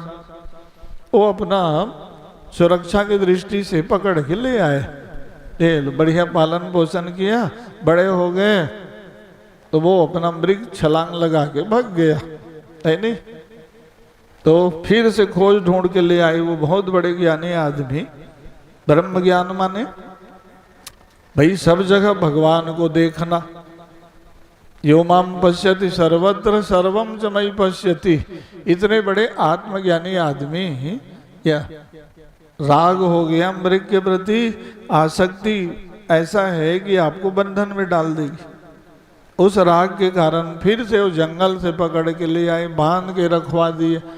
अपना जो भोजन करते साथ में भोजन खिलाते थे, माला जपते रहते थे, ध्यान रहता था मृग की तरफ। ज्यादा आसक्ति बढ़ गई कि भाई जीव जंतु पालन पोषण करो, रक्षा करो, लेकिन ज्यादा आसक्त मत हो जाओ। मैं पालन किया, मैं रक्षा किया, ये दिन भर उसी में लगे, नहीं? उसका फल क्या हुआ? बुढ़ापा आ गया, वृद्धावस्था में, तो उस समय भजन का बल ज्यादा होना चाहिए कि नहीं? सारा ध्यान मृग में लग गया। अब कोई पकड़ के मत ले जाए, मारे मत इसको। अब क्या होगा? भगवान शरीर छूट जाएगी। अब उसी में पूरा ध्यान उनका केंद्रित हो गया। शरीर त्यागने की बारी आई, वो जानते थे कि भाई भजन करना चाहिए, लेकिन भजन नहीं कर पाए। तभी तो आप लोग रामायण में सरल भाषा में गाते हो ना, जन्म जन्म मुनि जतन कराई, अंतराम जय आवत नाहि। अंतिम समय में भगवान का नाम आना बड़ा कठिन है। बहुत बड़े योगी थे बेचारे भरत जी, लेकिन आखिरी समय में पूरा ध्यान और मन लग गया मृग में, ये प्राण छूट गई। फिर मृग योनि में जन्म लेना पड़ गया कि नहीं? भरत जी की कथा प्रसिद्ध हो गई 5वें स्कंद भागवत में, नहीं? तो क्या शिक्षा दिया उन्होंने कि भैया सबका पालन पोषण करो, ठीक है, लेकिन भगवान के चरणों में हमारा ध्यान लगना चाहिए। बोल ये तो दया धर्म का मूल है, ठीक है, लेकिन आसक्ति अनासक्त भाव से सेवा करो। ये तो मृग बन गए, पूर्व जन्म की तपस्या थी, थोड़े ही दिन में फिर शरीर त्याग के फिर से ब्राह्मण कुल में जन्म हुआ। आंगिरस गोत्र में 4 भाई थे, सब लोग ज्ञानी विद्वान बन गए, डॉक्टर इंजीनियर वकील बन गए। ये सबसे छोटा भाई मन नहीं लगा स्कूली शिक्षा में, पढ़ने लिखने में। ब्रह्मज्ञानी आदमी को ये पहाड़ा गिनती अक्षर से क्या लेना देना है? गुरुजी लोग बोले पढ़ता लिखता नहीं, मंद बुद्धि का आदमी, नाम रखवा दिए जड़ भरत। कथा में आप लोग बोलते हो ना, पढ़ता लिखता नहीं आदमी, क्या बोल देते हो गांव में? बड़ा जड़ भरत है। बोले अरे जड़ भरत माने ब्रह्मज्ञानी आदमी या तत्व ज्ञान प्राप्त था। तत्व ज्ञान माने मैं वही हूँ, तत्वमसि प्रज्ञानम ब्रह्म, अयम आत्मा ब्रह्म। तो तपस्या और साधना के बल पे उसने अपने आत्म स्वरूप को पहचान लिया। उसको कहते हो आत्मज्ञान प्राप्त कर लेना, है ना? भाई अपने आप को जानने के लिए तो सब साधना कर रहे हो, कहाँ से आया हूँ, कहाँ मुझे जाना है ना? तो वो ज्ञान प्राप्त कर लिया था। कदाचिद आत्मानमृतो न जायते न क्षीयते नैव विवर्धते न वा। आत्मा अजर अमर है, शरीर अनित्य है। घटना बढ़ना, जन्म मृत्यु होना या छोटा बड़ा होना, बीमार पड़ जाना, स्वस्थ रहना, ये सब शरीर का गुण धर्म है। आत्मा नित्य है, अजर अमर है, शाश्वत है, ये उनको ज्ञान हो गया था, आत्मज्ञान प्राप्त कर लिया। उधर क्या हुआ, जब वो पढ़े लिखे नहीं ना तो उनको जंगल में भेज दिए, जाओ तुम रहना भैया अपना, जाओ तपस्वी हो तो साधना करो। बोल घर में न पढ़ाई लिखाई करते हो न काम करते हो, कुछ काम के नहीं बोले, वहां भी अपना आनंद मग्न रहना है। भाई सुख दुख लाभ हानि जय पराजय में जिसकी समान वृत्ति हो जाए वो जंगल और राजमहल में एक बराबर है। निकाल दिए, अपमान कर दिए तो भी प्रसन्न। अभी सामान्य स्थिति में व्यवहार को साधना बहुत कठिन होता है कि नहीं, थोड़ा सा कठोर वाणी बोल देंगे तो हम लोग नाराज हो जाते हैं, वाह आज बहुत बोल दिया जी इसने बोले। अब उसी को लेके आप फिर अपना चिंतन करते रहते हो। अब भरत जैसे हर आदमी थोड़ी बन जाएगा, साधना का तपस्या का बल ज्यादा था, अपमान करके भगा दिए, उसमें भी आनंद। जंगल में मंगल बोले, भजन करने मन लग गया है ना। तो तपस्या करते करते जंगल में बैठे थे, एक दिन चोर डाकू लोग पहुंच गए। ध्यान दो, मंदिर बना लिए थे वो लोग, दुर्गा माँ भगवती के दिव्य विशाल मंदिर में नवरात्र पर्व आया। कहा आज महाअष्टमी का पर्व है, महानिशा पूजा अर्धरात्रि में करना है। एक पशु बलि को बंधवा के रख दिए, कहा आज रात्रि में अर्धरात्रि में होगा महाकाली पूजा। बोले अच्छा, परात भर सामग्री एकत्रित किए। अब वो पशु बलि जो बांधे थे वो बंधन छुड़ा के भाग गया। अब क्या करें, अब बोले दस्यु सरदार ने कहा जो बीच रास्ता मिल जाए जीव पकड़ के ले आओ। बोले 25-50 चोर डाकू भागे जंगल कर मार्ग। यही महाराज भरत जैसे ज्ञानी बैठे थे, बढ़िया स्वस्थ शरीर, प्रसन्न मुद्रा, आनंद मग्न। जो साधना करता है उसके जीवन में प्रसन्नता होती, जान लो।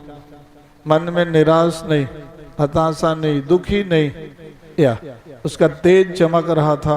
आत्मज्ञानी आदमी पहुंच गए। भजन का बल जिसका होता है ना, साधना का, तप का, ज्ञान का बल उसके पास रहता है तो वो सबको प्रकाश देता है। या ऐसे महात्मा जंगल में बैठे थे, पहुंच गए चोर डाकू लोग, चलो इसी को पकड़ के ले जाते हैं। बोले अच्छा अच्छा, कहाँ ले जाओगे, क्या करोगे? वो कुछ नहीं पूछे, मेरे से कोई काम बनता है तो चलो। बोले अब ले आए, लाए तो वहां 100-200 चोर डाकू सब एकत्रित मंदिर में आए तो पूजा करके कहा अब निकालो खड्ग, मारना है, बलि देना।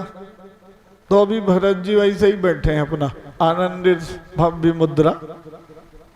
तो भाई इसमें ना उनको मृत्यु का भय है ना भाई, वो तो भय रहित हो गए ना कि मैं आत्मा हूं। ये भाई शरीर में भय है आपका, शरीर जो है घटता बढ़ता है, जन्म मृत्यु। आत्मा क्या है? बोले वो तो नित्य है, वो ज्ञान था, है ना। आत्मज्ञानी ब्रह्म ज्ञानी आदमी बैठे, उधर से जैसे ही वो खड्ग निकाले मारने ना, माँ भगवती जगदम्बा माँ प्रकट हो गई। बोलो महामाया भगवती की। माँ भद्रकाली प्रकट हो गई, खड्ग ले ली हाथ में, 10-20 चोर डाकू ऊपर चलने लग गया। पीछे वाले भागे डर के मारे, आज तो भैया महामाया जगदम्बा माँ प्रकट हो गई। बोले अब भरत जी ऐसे ही प्रसन्न मुद्रा में बैठे। जब वातावरण शांत हो गया ना, तब जगदम्बा माँ ने पूछा क्यों भरत तुमको मारने लग गए बेटा, तो तुम विरोध भी नहीं किए? बोले अरे अपना बचाव तो करना था, कैसे तुम भगत हो? बोले उसने कहा माँ अरे आप जगत जननी हो, मैं भी तो देख रहा था ना कि जगन माता नाम है, या मेरी माँ रक्षा करेगी। इतना बड़ा समर्पण, इतनी आस्था माँ भगवती के ऊपर, भाई सामान्य बात।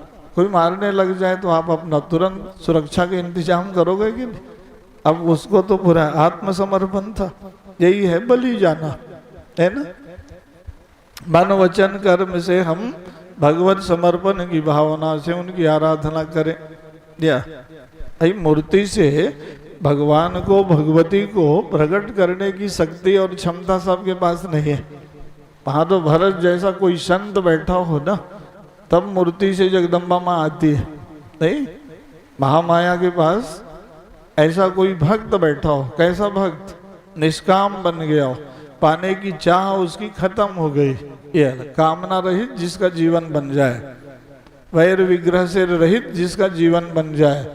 नहीं, निर्वैरम मुनिम शांतम निरपेक्षम समदर्शिनः अनुव्रजाम्यहं नित्यं पोयेत्यंग्रेणुभि। चार कुशलता योग्यता जिसके पास आता है ना, उसके पास भगवान प्रकट हो जाते हैं। निरपेक्ष बन जाना है ना, कामना रहित बन जाना, निष्काम बन जाना, निर्वैर बन जाना, कोई आपके शत्रु न रहे। बोल नहीं तो भाई भरत जी अपने साधना और के बल पर ना ये चारों वैशिष्ट गुणों को आत्मसात कर लिया। निरपेक्षता, निर्वैर्यता, निष्कामता, ये तो बड़े गुण हैं। धीरे धीरे जिसका भक्ति बढ़ते जाता है उसके भीतर सद्गुणों का विकास होने लगता है। माताओं, आप अपने आराधना को, पूजन को, भक्ति को, भजन को बढ़ाते जाएंगे, आपके भीतर भी दैवी शक्ति का प्रादुर्भाव होते जाएगा। या भरत जी हर आदमी बन सकते हैं, क्यों नहीं बन सकते हैं। हम अपने जीवन में आंकलन करते रहें, आत्मनिरीक्षण करते रहो कि मेरे भीतर दोष, दुर्गुण, बुराई तो प्रवेश ज्यादा नहीं कर रहा है। या रोज अपना चिंतन कीजिए। आप 24 घंटा में एक बार 10 मिनट अपना आत्म परीक्षण कीजिए आप कि भाई मैं वास्तविक में साधना, तप और ज्ञान के पक्ष में आगे बढ़ रहा हूँ कि नहीं, या कि खाली भौतिकता एकत्रित करने में लगा हूँ, या उसी में दिमाग ज़्यादा लगे रहता है लोगों का, तो आध्यात्मिक चिंतन कैसे कर पाओगे, है ना। तो हमारी साधना, तपस्या और ज्ञान का बल फिर कमजोर हो जाता है सज्जनों। तो भरत भाई बनना पड़ेगा कि नहीं, धीरे धीरे। भाई रामायण में भी भरत जी का नाम आया है कि नहीं। उस भरत जी के पास भी ये चार विशेषता थी ना, तब तो भगवान राम उनको भी भजते थे। भरत शरीष को राम स्नेही, जग जप राम राम जप जेहि। सारा जगत भगवान राम को माला जपते हैं सज्जनों। प्रभु राम जी बैठ के एकांत में माला जपते थे। भक्त लोगों ने पूछ दिया, प्रभु आप कौन सा माला जपते हो? बोले, अरे कहा भरत जैसे भाई को मेरे को जपना पड़ता है। बोले, भरत सरिस को राम स्नेही, जग जप राम राम जप जेहि। इसलिए जपते थे कि भरत जी के पास चार वैशिष्ट गुणों का समावेश हो गया सज्जनों। निर्वैरम मुनिम शांतम निरपेक्षम समदर्शिनः अनुव्रजाम्यहं नित्यं पोयेत्यंग्रेणुभि। है ना। तो भरत जी की बात थोड़ा सा चिंतन कर लेते हैं, है ना। 5वें स्कंद में बड़े व्यापक कथा बताया उनके। तो इधर क्या है कि वो माँ जगदम्बा की अपना प्रार्थना स्तुति गाए, अपना माँ भगवती तिरोहित हो गई, अंतर ध्यान हो गई। भरत जी अपना स्तोत्र स्तुति प्रार्थना गाए, माँ भगवती प्रसन्न हो गई सज्जनों। इसलिए नवरात्र पर्व आता है ना, 4 नवरात्र होते हैं, है ना। आश्विन मास और चैत्र नवरात्रि तो सब लोग जानते हो। आषाढ़ शुक्ल पक्ष और मांग शुक्ल पक्ष भी नवरात्र है देवी भागवत के अनुसार। तो चारों नवरात्र में आप साधना कर लिया करो। 9 दिनों में अपने 9 दोष, दुर्गुण, बुराइयों को माँ के पास चढ़ा दिया करो। यही है बलि चढ़ाना। जीव हिंसा नहीं करना है, माँ जगदम्बा को प्रसन्न करना हो तो क्या अर्पण किया करो? पत्र, पुष्प, फल, नारियल, फूल माला, तेल, फल, फ्रूट, मेवा, मिठाई जितना चढ़ाओ, प्रसाद बांट दो। बोल, जगन माता है, जगत जननी, सारे जीवों में उनका वास रहता है। किसी जीवात्मा को मार कर कोई कहे कि माँ भगवती, भद्रकाली, दुर्गा माँ, महामाया, भद्रकाली, प्रसन्न हो जाएगी, ऐसा नहीं। बलि चढ़ाने का वहां तात्पर्य क्या है कि अपने बुराइयों को चढ़ावा, दुर्व्यसन और मादक द्रव्यों का सेवन नहीं करेंगे, ऐसा शुभ संकल्प ले लो नवरात्र पर्व में, तो वो नहीं करना है। बुराई को बढ़ाना है, कहना है कि हम बलि चढ़ा रहे हैं। या बलि चढ़ाने का तात्पर्य क्या है ना? ये हमारे बैठे हैं काशी के एक बहुत बड़े भक्त सज्जन, वाराणसी में दुर्गा कुंड है कि नहीं? दुर्गा कुंड जो है बड़े प्रसिद्ध जगह है।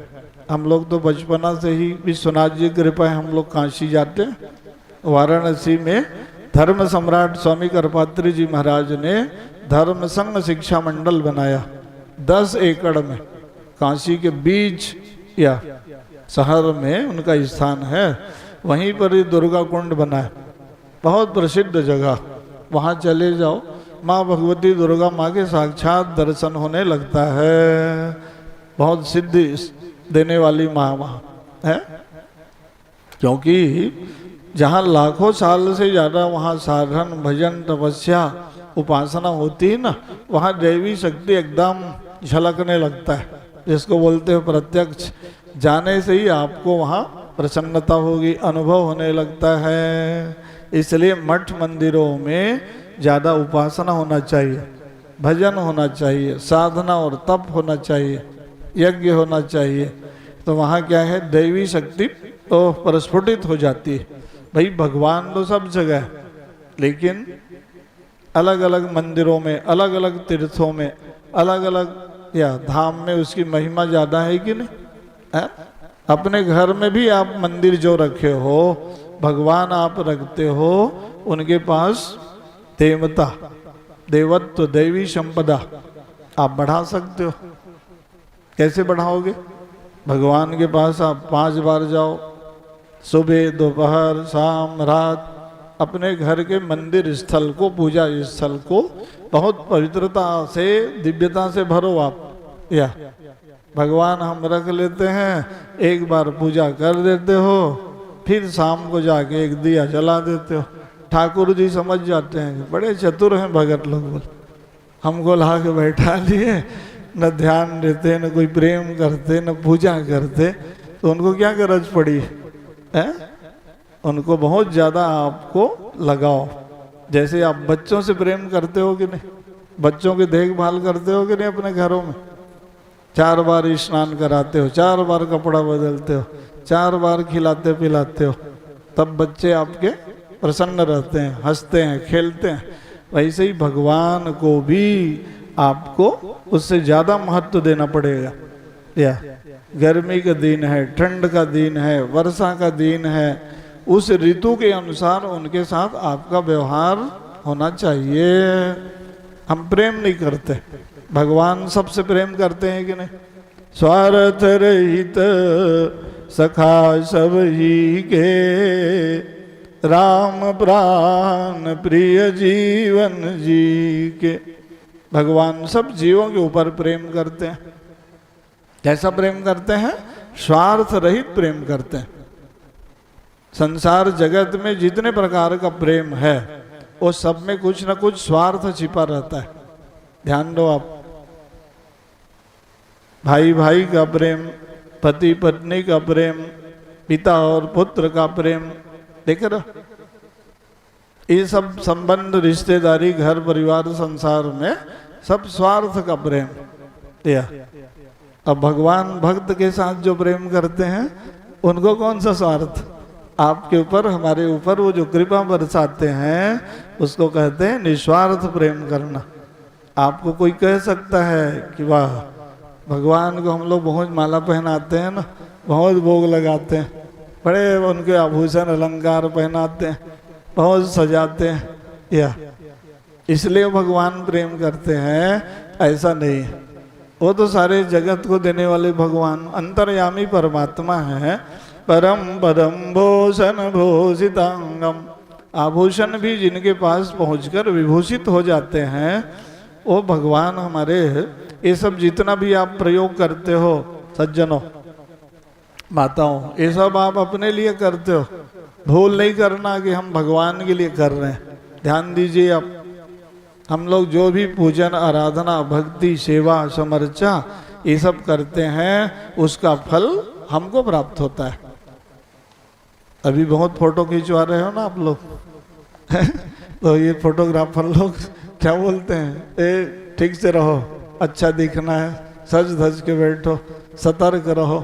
क्या तो ये सारा जगत सब चित्र है, फोटो है, भगवान क्या है, बिंब है, हम सब लोग जीवात्मा प्रतिबिंब है, छाया। या तो जितना सज धज के आप रहते हो वैसे ही फोटो आता है कि नहीं? वैसे ही भगवान को, जिस परमात्मा की आप उपासना करते हो, भक्ति करते हो, सेवा करते हो, आपको भगवान ने अवसर दिया है, सौभाग्य दिया है कि जितना ज्यादा आप कर लो, पुण्य कमा लो, सौभाग्यशाली हो, है ना, तो उसका फल और परिणाम आपको प्राप्त होता है। या तो यही तो उपासना है। तो व्यक्ति वहां भूल जाता है, तो बार बार याद दिलाने के लिए फिर उसको भागवत कथा, राम कथा सुनने की आवश्यकता होती है कि हमारे उपासना पद्धति में त्रुटि ना हो जाए, भूल ना हो। नहीं तो ये तो सब भागवत कथा अनंत है कि नहीं? महाराज भरत जी से सीख लो, जितना शिक्षा ज्ञान प्राप्त कर लो। भरत जी ने माँ भगवती जगदम्बा माँ को प्रसन्न कर ली, या इसके द्वारा, केवल भाव के द्वारा, प्रेम के द्वारा। सामग्री नहीं चाहिए, वहाँ सामग्री की आवश्यकता है। या जिसके पास भगवान ने दिया है विविध उपचारों से, सामग्रियों से उनकी आराधना करो। तो क्या हुआ वहां? भरत जी अपना जंगल में रहने लग गए। अब ये सिंध सौवीर देश के राजा आ गए, ज्ञान प्राप्त करने जा रहे थे। बीच मार्ग में क्या है, 4 कहारों को बुलाया, पालकी उठवा लिया, राजा ऊपर में बैठ गया। एक कहार भारवाहक बीमार पड़ गया, अस्वस्थ हो गया ना, बीच रास्ते में पालकी उतार दिए जंगल में, और दूसरा कोई ले आओ बोले। या राजा थे, राजमहल सब त्याग के जा रहे थे, लेकिन राज्य की आसक्ति बना हुआ था। वे बहुत बड़ा देश का राजा था। या साधना तपस्या आराधना करने जाओ तो पूर्व की बातों को भूल जाओ कि मैं कौन था, कैसा था, है ना। लेकिन उसके मन में राग और आसक्ति ज्यादा थी। बीच रास्ता में कौन मिलता जंगल में? वही भरत जी मिल गए। बढ़िया हिष्ट पुष्ट शरीर, स्वस्थ चमकते हुए प्रसन्न मुद्रा। कहा चलो इसी को पकड़ के ले जाते हैं। बोले पालकी उठवा दिए। इतने बड़े ज्ञानी आदमी को, ब्रह्म ज्ञानी कैसे होते हैं? सहज सरल होते हैं। देख रहे, अपना उठा के चल रहा था तो 3 लोग बड़े बढ़िया स्पीड में चले, अभ्यास था। अब ये धीरे धीरे चले, बेचारा चींटी कीड़े मकोड़े दब जाए ना, छलांग लगा देते थे, पालकी का बैलेंस बिगड़ जाता था। तो क्या हुआ, वो ऊपर से कहने लग गया, भो 18 साध्वति क्रम, ठीक से चलो। सबने शिकायत कर दिया, ये जो नया नया भारवाहक आया है ना गुरुजी, ये ठीक से नहीं चलता। बोले कहा बीमार है ना, खाया पिया नहीं, धुबला पतला है, भूखा प्यासा है लगता है। कुटोक्त वाणी में वो बोल दिए। सहन नहीं हुआ तो भरत जी ने उपदेश दिया था, पालकी उठाए उठाए वो कहने लग गया, कस्तम निगोड़ शिव्रता नाम। अरे भाई भो 18 साध्वति क्रमत कहते हो, अरे ये बताओ, ये शरीर का गुण धर्म है, दुबला पतला होना, स्वस्थ रहना, बीमार होना। आत्मा तो नित्य है, अस्त्र शस्त्र से नहीं काट सकते, पानी में बहा नहीं सकते, हवा में उड़ा नहीं सकते, अग्नि में जला नहीं सकते, धारा प्रवाह प्रवचन देने लग गए। अरे कहा भैया ये सामान्य आदमी नहीं है। बोले ये तो बहुत बड़े ब्रह्मज्ञानी है। बोले आत्मज्ञान की बात बोलता है। बोले है कदाचिद आत्मान अमृतो न जायते न क्षीयते नैव विवर्धते न वा। जब ज्ञान का उपदेश दिए ना तो पालकी से कूद के आ गया वो राजा, सिंध सौवीर देश का, हाथ जोड़ के प्रार्थना करने लग गया, क्षमा करो महाराज, नहीं जान पाया, भूल हो गई। नाहम विसंगे सुरराज वज्रान न्यद्रक्षशूलान्ययमस्य दण्डात् नान्यर्किशोमा किल वीरवासात् संगे वृषं ब्रह्मकुलावमानात्। ब्रह्मकुल का अपमान न हो जाए इसी से डर लगता है बोले। न मुझे इंद्र के वज्र से डर लगता, न मुझे शंकर भगवान के त्रिशूल से भय लगता। अच्छा तब किससे डरते हो आप बोले? अरे भैया ब्रह्मविद वरिष्ठ ज्ञानी आदमी हो आप, आपसे अपमान न हो जाए आपका यही भय रहता है। हाथ जोड़ के बैठ गए बीच जंगल में, ये रहुगन और भरत जी का संवाद चलने लग गया। बहुत ज्ञान की चर्चाएं हुई वहाँ। भाई शरीर को कष्ट होता है कि आत्मा को, दोनों वहाँ संवाद करने लग गए। आप बोल रहे थे ना कि शरीर को सुख दुख लाभ हानि जय पराजय का आभास होता है, आत्मा निर्लिप्त है। ये बताओ जब शरीर से प्राणात्मा निकल जाती है तो कष्ट शरीर को होता है कि आत्मा को? बोल अभी शरीर में प्राण है तो कांटा सुई चुभता है, तब हाय दर्द हुआ आप बोलते हो। प्राण निकल गया तब कोई बोलता है? बोल वहां सब चुप रहते हो। तो दर्द किसको होता है? बोल शरीर को हुआ कि आत्मा को? अब वो ज्ञान की भाषा में अपना पूछने लग गए। तो भगवान भरत जी को हंसी आ गई या कि भाई है ये बड़ा मूढ़ आदमी और बहुत ज्ञान की भाषा में बोलता है। बोल अकोविद कोविद वादवादान वदस्यतो नातिविदां वरिष्ठः। हो बड़े अकोविद बोले, विद्वान ज्ञानी जैसे बहुत बोलते हो। बोल अरे भाई जैसे जंगल जाते हैं लोग लकड़ी लेने के लिए, पुराने लोग तो क्या करते थे, वो अपने ईंटा पत्थर के ना चूल्हा बना लेते थे, जंगल से लकड़ी एकत्रित कर लेते थे, वहाँ अग्नि जला लेते थे, बटलो ही चढ़ा देते थे, पानी गर्म होता था तो उसमें चावल डाल देते थे, क्या बन गया? भात बन गया। अब प्रज्वलित अग्नि में सीधा कोई चावल डालेगा तब बोल जल जाएगा ना? बोल पानी को आप अग्नि में डालोगे तो बुझ जाएगा, लेकिन वहीं पर आपने पात्र का आश्रय ले लिया, आपने पानी को गर्म कर लिया, गर्म जल में आप चावल डालोगे आपका भात बन गया। तो ऐसे ही शरीर और आत्मा का संबंध है। बोले अग्नि और पानी का संबंध, दोनों का गुण धर्म अलग अलग है, लेकिन एकता बनानी हो तो बीच में माध्यम चाहिए। क्या तो शरीर के संचालन के लिए प्राणात्मा है, आत्मा लेकिन सुख दुख से ऊपर है। बोले या आपको आभास हो रहा है शरीर के माध्यम से आत्मा के विद्यमानता पर या नहीं? तो ज्ञान की भाषा में जब वो उपदेश देने लग गए तब उनके मन में आया कि वो हो इतने बड़े मैं ज्ञानी आदमी को बताओ या पकड़वा दिया, यहाँ ये उठवा दिया पालकी। बोले क्षमा मांगने लग गए, कहा महाराज आप गुरु बन जाओ, आप मेरे को अब आत्मज्ञान दे ही दो। बोले मेरे पास भी यही ज्ञान आ जाए। बोले अरे कहा भैया अभिमान मिटेगा तब तो ज्ञान आएगा। बोले अब अहंकार शून्य बन जाओ। बोले है भाई अभिमान अहंकार रहेगा तो ज्ञान का प्रवेश नहीं होता है।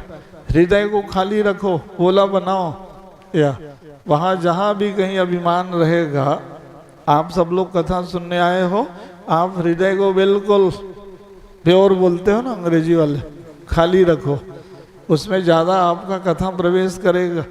वहाँ जहाँ पहले से ही आप अपना रख दोगे ना भर के, तो हृदय में कैसे प्रवेश करेगा ज्ञान की बातें, है नहीं? तो क्या बता रहे हैं कि आप अपने ये छल कपट या दंड संघर्ष अभिमान अहंकार पूरा करकट धूल मैल जाला सब जमा के रखे हो, कहते हो हमको भी ब्रह्म ज्ञानी बना दो। बोले जाओ पहले भजन करो। बोले भजन करते रहोगे, सत्संग करोगे, संकीर्तन करोगे, सेवा का प्रकल्प चलाओगे, तब आपके पास फिर वो ज्ञान की प्राप्ति हो जाएगी। सीधा ब्रह्म ज्ञान नहीं। बोले क्यों भाई Rajiv ji? Primary school middle high school college पहुँचते पहुँचते आप पोस्ट ग्रेजुएट हो जाते हो, तब आप कहते हो एक विषय का थोड़ा सा ज्ञान प्राप्त किया, फिर आप पीएचडी करते हो, एमफिल या कितना उपाधि लेना पड़ता है। एक विषय को पढ़ने के लिए आपका पूरा 25 साल चला जाता है। तो आप अर्थशास्त्र, भूगोल, राजनीति शास्त्र, जीव विज्ञान, भौतिक शास्त्र, ये जितना भी विषय है, कोई गणित का ज्ञाता बनता है, कोई इंग्लिश का ज्ञाता बनता है। तो एक लौकिक शिक्षा, भौतिक शिक्षा पाने के लिए हमको 25 साल लगाना पड़ता है, तब हमको ये डिग्री उपाधि मिलती है। अब भगवान को जानना है, मतलब ब्रह्म ज्ञान प्राप्त करना है, तत्व ज्ञान प्राप्त करना है, तो कितनी बड़ी साधना का बल चाहिए या कितना मेहनत चाहिए। एक इंजीनियर बनने के लिए संदीप को कितना समय लगाना पड़ा है। तो पढ़ते पढ़ते जो है 25 साल लगा दिए आप उसके लिए, तो भी उस विषय के पारंगत ज्ञाता नहीं माने जाते हो आप, विशेषज्ञ। या उसमें भी फिर शोध करना पड़ता है, अनुसंधान करना पड़ता है, तब कोई वैज्ञानिक बनता है नहीं। तो ये सब सामान्य शिक्षा है, लौकिक शिक्षा, भौतिक शिक्षा। और ब्रह्म तत्व का ज्ञान प्राप्त करने के लिए ओहो पूरा जीवन लगाना पड़ता है। साधना, तप, ज्ञान, विज्ञान, उपासना करते करते उसमें भी किसी को सद्गुरु की विशेष कृपा प्राप्त हो जाए। इस बात को भागवत के श्लोक में लिखा है, रहोग नहीं तपसा नयाति न चेज्जया निर्वपनाद्रिहाद्वा न छन्नसा नैव जलाग्निशूर्ये बिना महत्पादरजो विषेकम। क्यों भरत महाराज, आप भी मुझे यही ज्ञान दे दो बोले ना। अरे कहा रहूगन, अरे बहुत हिमालय पर्वत में जाने से ज्ञान नहीं मिलता, अग्नि तापने से, जल में रह के तपस्या करने से ये ज्ञान नहीं मिलेगा। बोल अच्छा महाराज तब कैसे मिलता है। बोले अरे इसके लिए कोई ब्रह्मविद वरिष्ठ ज्ञानी सदगुरु के शरण में जाओ, उनकी सेवा करो निश्चल भाव से बोले, तब कहीं ये विद्या मिलेगी। या विद्या ददाति विनयम, तब विनम्रता आती है। अभी तो तुम्हारे पास अभिमान ज्यादा है, बोले अहंकारी आदमी, पूर्व जन्म का राजा हूं बोलते हो, दंड दे दूंगा बोलते हो, बोले है ना। इसलिए हमारे यहाँ सनातन धर्म में पहले गुरुकुल आश्रम था, जाके शुश्रूषा सेवा करते थे, तब जो है ये सब आत्मविद्या का ज्ञान मिलता था सज्जनों। तो आप सब लोग इस कथा के माध्यम से अपने जीवन में सेवा, सत्संग और संकीर्तन के बल को आप बढ़ा सकते हो। आपके जीवन में भी ये ज्ञान का प्रकाश या प्राकट्य हो सकता है। ऐसा नहीं सोचना है कि भैया भरत जैसा हमको कहाँ ज्ञान मिलेगा। नहीं नहीं, सेवा, भक्ति, उपासना, भजन का बल जिसके पास होता है वो भी ज्ञान प्राप्त कर सकता है। सो स्वतंत्र अवलंबन याना ते ही आधीन ज्ञान विज्ञान। जितने भी ज्ञान विज्ञान है किसके माध्यम से मिल सकता है? भक्त्या ज्ञानम प्रजायते, भक्ति के माध्यम से मिल सकता है ये। तो वहाँ भरत जी ने सब ज्ञान का उपदेश दे दिया, कहा कि जाओ अभी भक्ति करो, सत्संग करो, कथा सुनते रहो, तुमको भी ये आत्मज्ञान मिल जाएगा। रहुगन बोले तो इसलिए भरत जी की गाथा सब लोग विश्व में गाने लग गए कि भैया ज्ञानी ऐसे होते हैं जो सहज सरल विनम्र होते हैं, बोले है ना। इसलिए बच्चों को भी ये सब कथा सुनाओ कि भाई ज्ञान पाने के लिए परिश्रम करो, मेहनत करो, पढ़ाई करो, 8-10 घंटा खूब पढ़ो। अच्छी बात, जिस विषय में आप पारंगत होना चाहते हो। अनंत शास्त्रम बहुलाश्च विद्या अल्पस्य आयु मतिरेव अल्प, समय बहुत कम है, विद्या और ज्ञान अनंत है। या कितना प्राप्त कर पाओगे? जितना आपके पास क्षमता है प्राप्त कर लो। बोले वेदैर विभिन्ना स्मृतिर विभिन्ना पुराण भिन्नानि मतिर विभिन्ना धर्मस्य तत्वं निहितं गुहायां महाजनो येन गतः पंथाः। तो हमारे यहाँ भारतीय दर्शन में अनंत ज्ञान, पढ़ो लिखो जरूर, स्वाध्याय करो। साधना और स्वाध्याय का बल बढ़ना चाहिए। हिंदुओं के पास ये देवबंद में मुसलमान लोग वेदों पर अनुसंधान करते हैं। उत्तराखंड चले जाओ, ऋग्वेद क्या है, यजुर्वेद क्या है, सामवेद क्या है, अथर्ववेद क्या है, धनुर्वेद क्या है, आयुर्वेद क्या है, ये सब पर उनके यहाँ अंदर से अनुसंधान चलता है। ये हिंदू धर्म पूरे विश्व में महान क्यों है और हमारे यहाँ घर परिवार समाज में उसका कोई चिंतन नहीं, कोई विचार नहीं, कोई गोष्ठी नहीं, कोई सभा सम्मेलन नहीं कि हमारे सनातन शास्त्रों का महत्व क्या है ना, स्मृति ग्रंथ क्या है, उपनिषद क्या है, या मीमांसा क्या है, दर्शन क्या है, कोई बच्चे नहीं जानते। मठ मंदिरों में ये सब विषय आना चाहिए। मठ मंदिर क्या है? शिक्षा, रक्षा, सेवा, संस्कृति, धर्म और मोक्ष के केंद्र हैं। जितने बड़े बड़े संस्थान हैं, धार्मिक संस्थान हैं, वहाँ प्रशिक्षण होना चाहिए। हिंदू धर्म का प्रशिक्षण होना चाहिए यार। पूजा क्यों करना चाहिए, यज्ञ क्यों करना चाहिए, या पाठ करने से लाभ क्या क्या होता है। माताओं बच्चों को ये ज्ञा के आप अपने घरों में उनको बताइए कि इसका रहस्य और तात्पर्य क्या है, या उनको वैज्ञानिक दृष्टि से बताइए, है ना, व्यवहारिक दृष्टि से बताइए, आध्यात्मिक दृष्टि से बताइए। क्यों भाई, आज महेंद्र जी के ऊपर हमारा ध्यान चला गया, महामाया मंदिर ट्रस्ट से आए करके ना, हमारा ध्यान रहता है मठ मंदिर के संचालन में कौन लोग लगे। तो बहुत दिन बाद वो सत्संग में आए, तो हमारा काम क्या है? व्यासपीठ से लोगों को संदेश देना। या तो मठ मंदिर किस लिए बना है?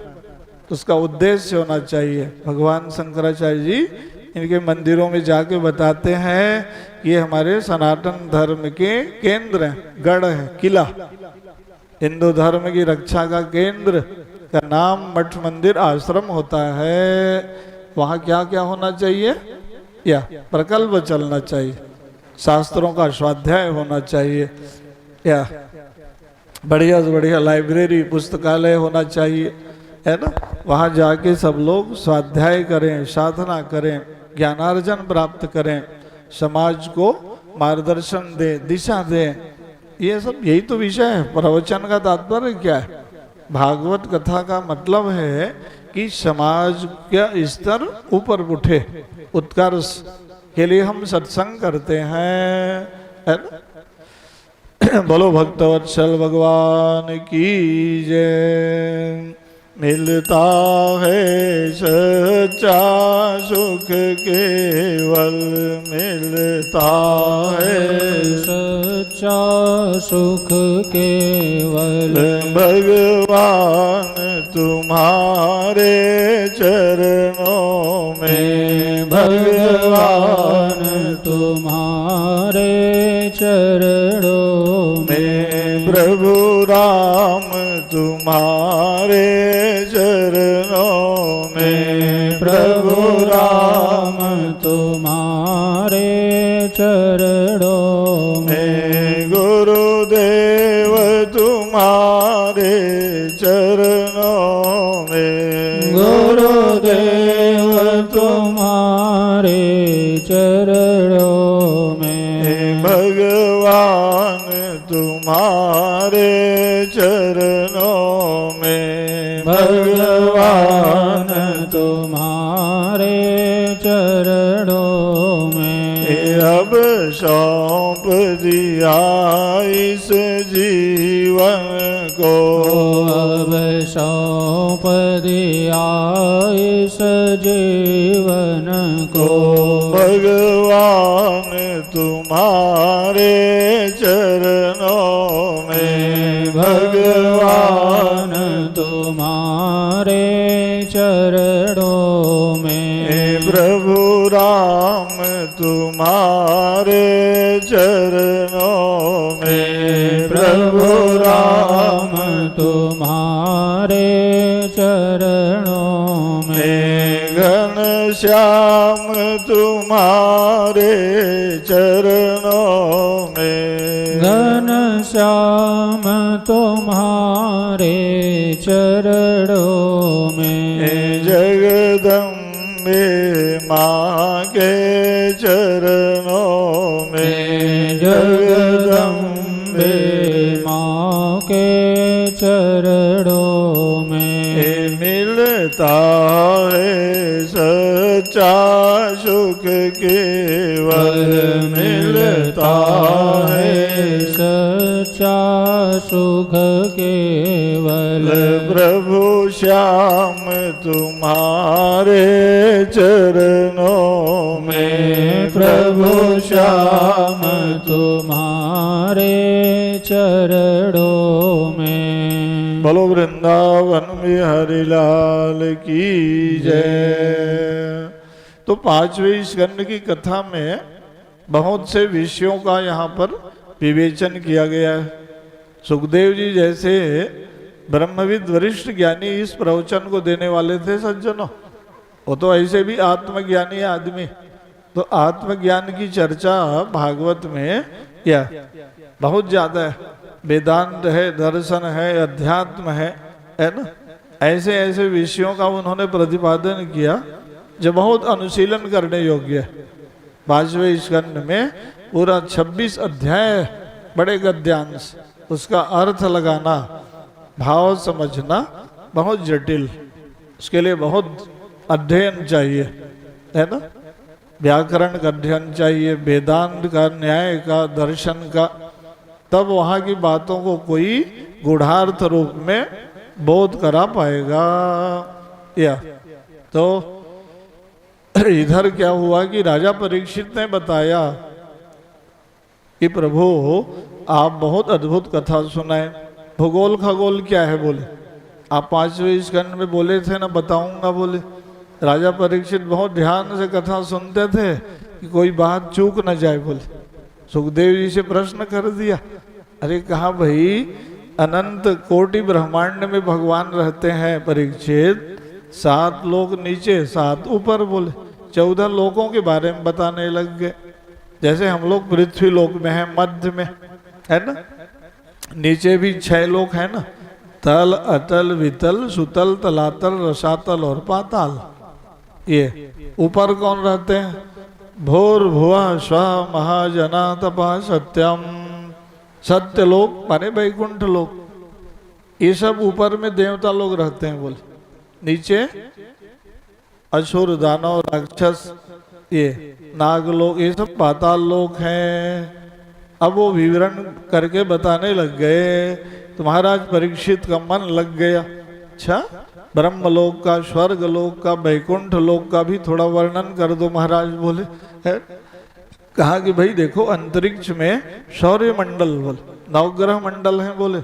सूर्य, चंद्रमा, भौम, बुध, ये सब ग्रहों का एक एक लोक बना है बोले। सूर्य लोक, चंद्र लोक, भौम ग्रह। अच्छा, ओहो, तो बड़ी व्यापक संरचना हुई। तो भगवान अनंत लोक के मालिक हैं बोलते हो कि नहीं बोले। अनंत ब्रह्मांड की संरचना कैसे हुई वो बताना था। भाई स्वर्ग लोक में पूर्व दिशा में देवराज इंद्र रहते हैं। पश्चिम में वरुण देवता है। उत्तर में अलकापुरी है, कोषाध्यक्ष कुबेर जी। और दक्षिण में संयमनीपुरी। वहाँ भी सब एक एक लोक बना है बोल। तो वहाँ भी सब आम जाम कदम नीम के बगीचे लगे हुए हैं बहुत, लेकिन दिव्य है बोले। हमारे यहाँ जैसे लौकिक नहीं, छोटा मोटा। वहाँ तो ऐसे ऐसे वृक्ष लगे हैं। 1100 योजन की ऊंचाई में आम फल लगता है। तो कौन तोड़ने जाएगा महाराज इतना ऊंचे बोले ना। अरे वो पक के सीधा रस बहता है बोले। अरुणोदा नाम का नदी बन जाता है। लोग अपना आम का रस जूस पीते रहते हैं बोले। जाम देखे हो, चिरई जाम छत्तीसगढ़ी भाषा में, इतना छोटा छोटा। वहाँ फल लगता है पहाड़ जैसे। सीधा जाम जब पक जाता है तो उसका फल का रस बहता है बोले। देवता लोग पीते हैं बोले। नदी बन जाता है, उसके किनारे का मिट्टी सब सोने का बन जाता है बोले। जाते हैं गंधर्व ललनाएं अप्सराएं स्वर्गलोक के नदी किनारे के मिट्टी बोले, सोना उठा के ले आते हैं, आभूषण बना के पहन लेते हैं बोले। वहाँ इसीलिए ऐश्वर्य ज्यादा है कि नहीं? या तो देवलोक में अद्भुत चीज या इसका मैं बृहद वर्णन सुनाया था देवी भागवत में।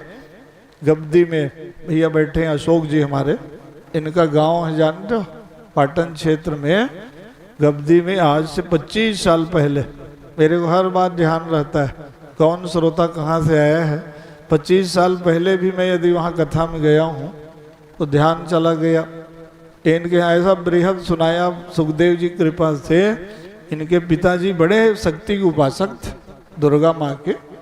उन्होंने कहा देवी भागवत सुनना है तो किसको बुलाओगे? बोले झम्मन शास्त्री जी को बुलाओ हमारे गांव में। बोले तो ये लोग बहुत प्रयास करके मेरा ढूंढ खोज के समय निकाल लिए कि आपको जाना पड़ेगा, हमारे पिताजी दुर्गा माँ के महान भक्त हैं।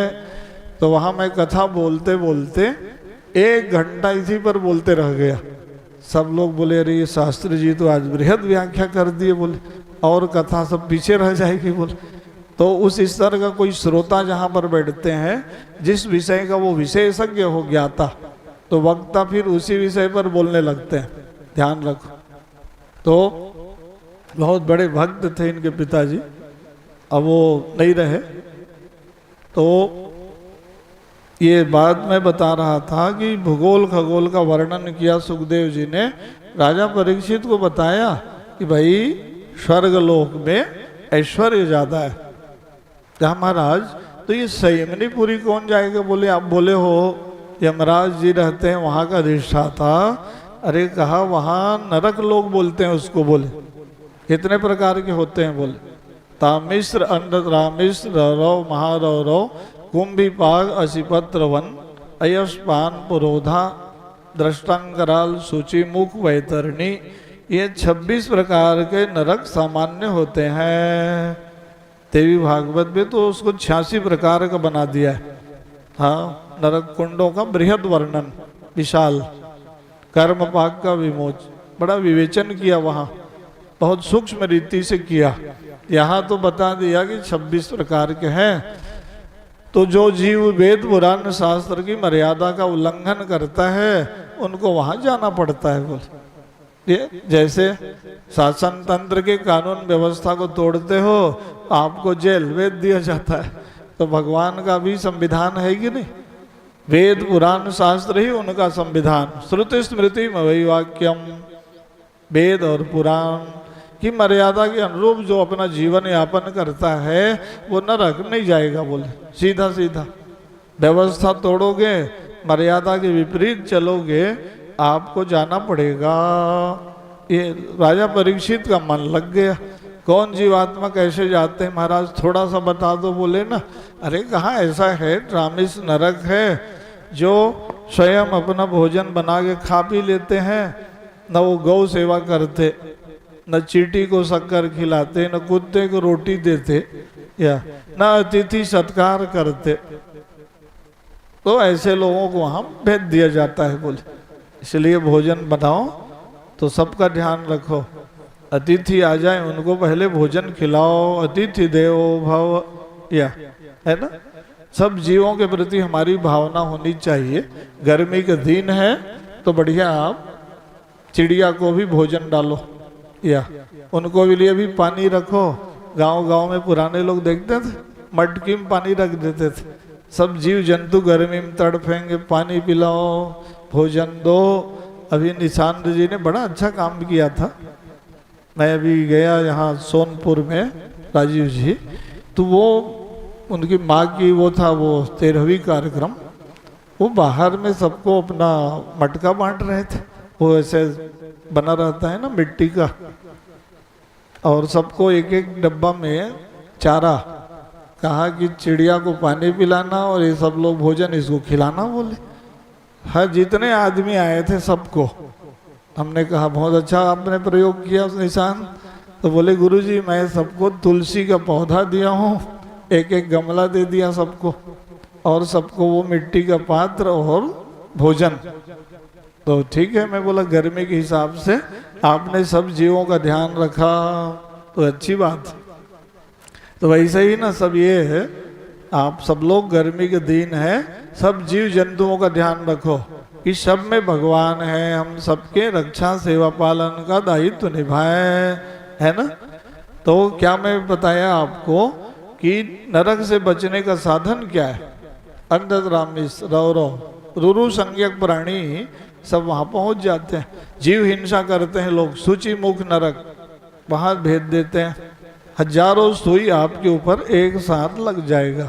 इसलिए मांसाहार हमारे हिंदू धर्म में निषेध है। या हमको अच्छा सात्विक शुद्ध भोजन करना चाहिए, शाकाहार का प्रचार करना चाहिए, बच्चों को बचपना से बताना चाहिए कि बढ़िया हम लोगों को दूध दही घी मलाई खाना पीना है नहीं तो वो बेचारे बिगड़ जाएंगे। होटल में जहाँ तहाँ जैसे भी खाने पीने लग जाएंगे कि नहीं। इसलिए आप घरों में ज़्यादा पकवान बनाओ। अब आप लोग भी परेशान रहते हो माता लोग, अब क्या करें महाराज, तो बट्टे बोलते हैं होटल चलो खाने के लिए बोले छुट्टी है तो आज का भोजन वहीं रहेगा बोलते। अरे घर में बढ़िया बनाओ व्यंजन, छत्तीसगढ़ी व्यंजन बनाओ, बढ़िया से बढ़िया बच्चों खिलाओ। लेकिन उन लोगों का भी स्वाद बचपना से बिगड़ गया। वो असली टीवी चैनल आ गया है ना, नया नया चीज़ वो लोग प्रचार में बताते रहते हैं बच्चों को। मैगी खाओ, पास्ता खाओ, चाउमीन खाओ और क्या क्या खाओ। आजकल तो नया नया चीज़ आ गया, अब उसी में लग गया। या पुराने लोग क्या खाए पिए हो, हैं भजिया चीला फरा जो बनाता था चौसेला छत्तीसगढ़ व्यंजन सब भूलते जा रहे हो। तो आप लोग आ गए इडली डोसा में बोले। अब यहाँ के लोग यही तो सब माता लोग बनाए, पूछो बड़ी दीदी से पहले का व्यंजन क्या किया था। उसमें शुद्ध सात्विकता थी, शुद्ध तेल था, शुद्ध घी था, शुद्ध गुड़ था, सब था बढ़िया।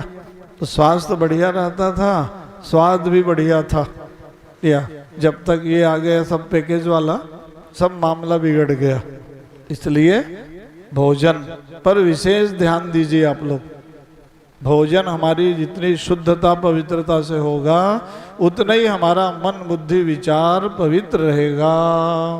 इसलिए जापान अमेरिका रूस इंग्लैंड सब परेशान, तो सबका दृष्टि अब भारतीय व्यंजन पर है, सब सात्विक बन रहे हैं और हम लोग भाग रहे हैं उधर की तरफ, है ना। पाश्चात्य संस्कृति का अंधानुकरण नहीं, अपने हम बच्चों को बचपना से शुद्ध सात्विक शाकाहारी बनाए। तो कहीं भी विदेश भी चले जाएं अच्छी बात, पढ़ने जाएं, नौकरी करने जाएं, वो तो आजकल शिक्षा का प्रकल्प है। लेकिन उसके जीवन में उसका व्यवहार, उसका आचरण, उसकी पवित्रता भोजन के द्वारा सुरक्षित रहेगा, है ना। सूची मुख अयशपान मद्यपी लोगों के लिए बनाए हो, तो यहाँ तो कोई मद्यपी आ ही नहीं सकता है। ये सात्विक भागवत सुनना कोई सामान्य बात है। तो अयशपान नाम के नरक में जाना पड़ता है उनको। दूसरों के धन संपत्ति कोई हड़प लेता है, बताओ, उनके लिए वैतरणी नाम का नरक बना है। इसलिए चोरी, हिंसा, लूटपाट, व्यभिचार, है ना, ये सबसे लोग बचे रहेंगे करके भागवत में, पुराणों में इन नरकों का वर्णन कर दिया गया, ताकि लोग सदाचारी रहेंगे, संयमवान रहेंगे, सात्विक रहेंगे। ये सब विषय बताया गया कि भाई ये सब विपरीत आचरण नहीं करना है। अच्छा, भूल से हिंसा हो गई तब क्या करना है बोल। चलते फिरते आप चींटी कीड़े मकोड़े दब जाता है। भोजन बनाते समय, कपड़ा धोते समय, बर्तन मांजते समय, ये सब काम घर में रोज कर रहे हो माताओं ज्यादा, तो आपके द्वारा भूल से भी सब जीव हिंसा हो जाती। चींटे कीड़े मकोड़े दब गए, झाड़ू पोंछा लगा रहे हो, कितने चींटियाँ कीड़े मकोड़े सब खत्म, वहाँ जीव हिंसा हुई कि नहीं, है ना। अब उससे बचने का साधन क्या है, उपाय क्या है। तब उन्होंने कहा कि भाई भगवान का भजन कर लो, यज्ञ करना, तीर्थाटन करना, दान देना, पुराणों की कथा सुनना, ये सब थोड़ा अर्थ साध्य है, हर आदमी से संभव नहीं है। तो कहा भाई उसके लिए और कोई उपाय नहीं, तो भगवान का भजन का बल होना चाहिए। बोल सुगमम भगवन नाम जीवा स्वसवर्तनी तथापि नरकम यान्ति गृहाश्चर्यम ततोधिकम। भगवान का नाम बड़ा सरल, सुबह शाम बैठ गए, आधा घंटा मन लगा के अपना माला जप लिए, या भजन गाते गाते भगवान से अपना क्षमा भी मांग लिए। कहाँ प्रभु जाने अनजाने में हमसे भूल हो जाती है, उसका प्रायश्चित हो जाना चाहिए, नहीं तो फिर से जन्म लेना पड़ जाएगा, बोल नरक की यातना सहनी पड़ जाएगी।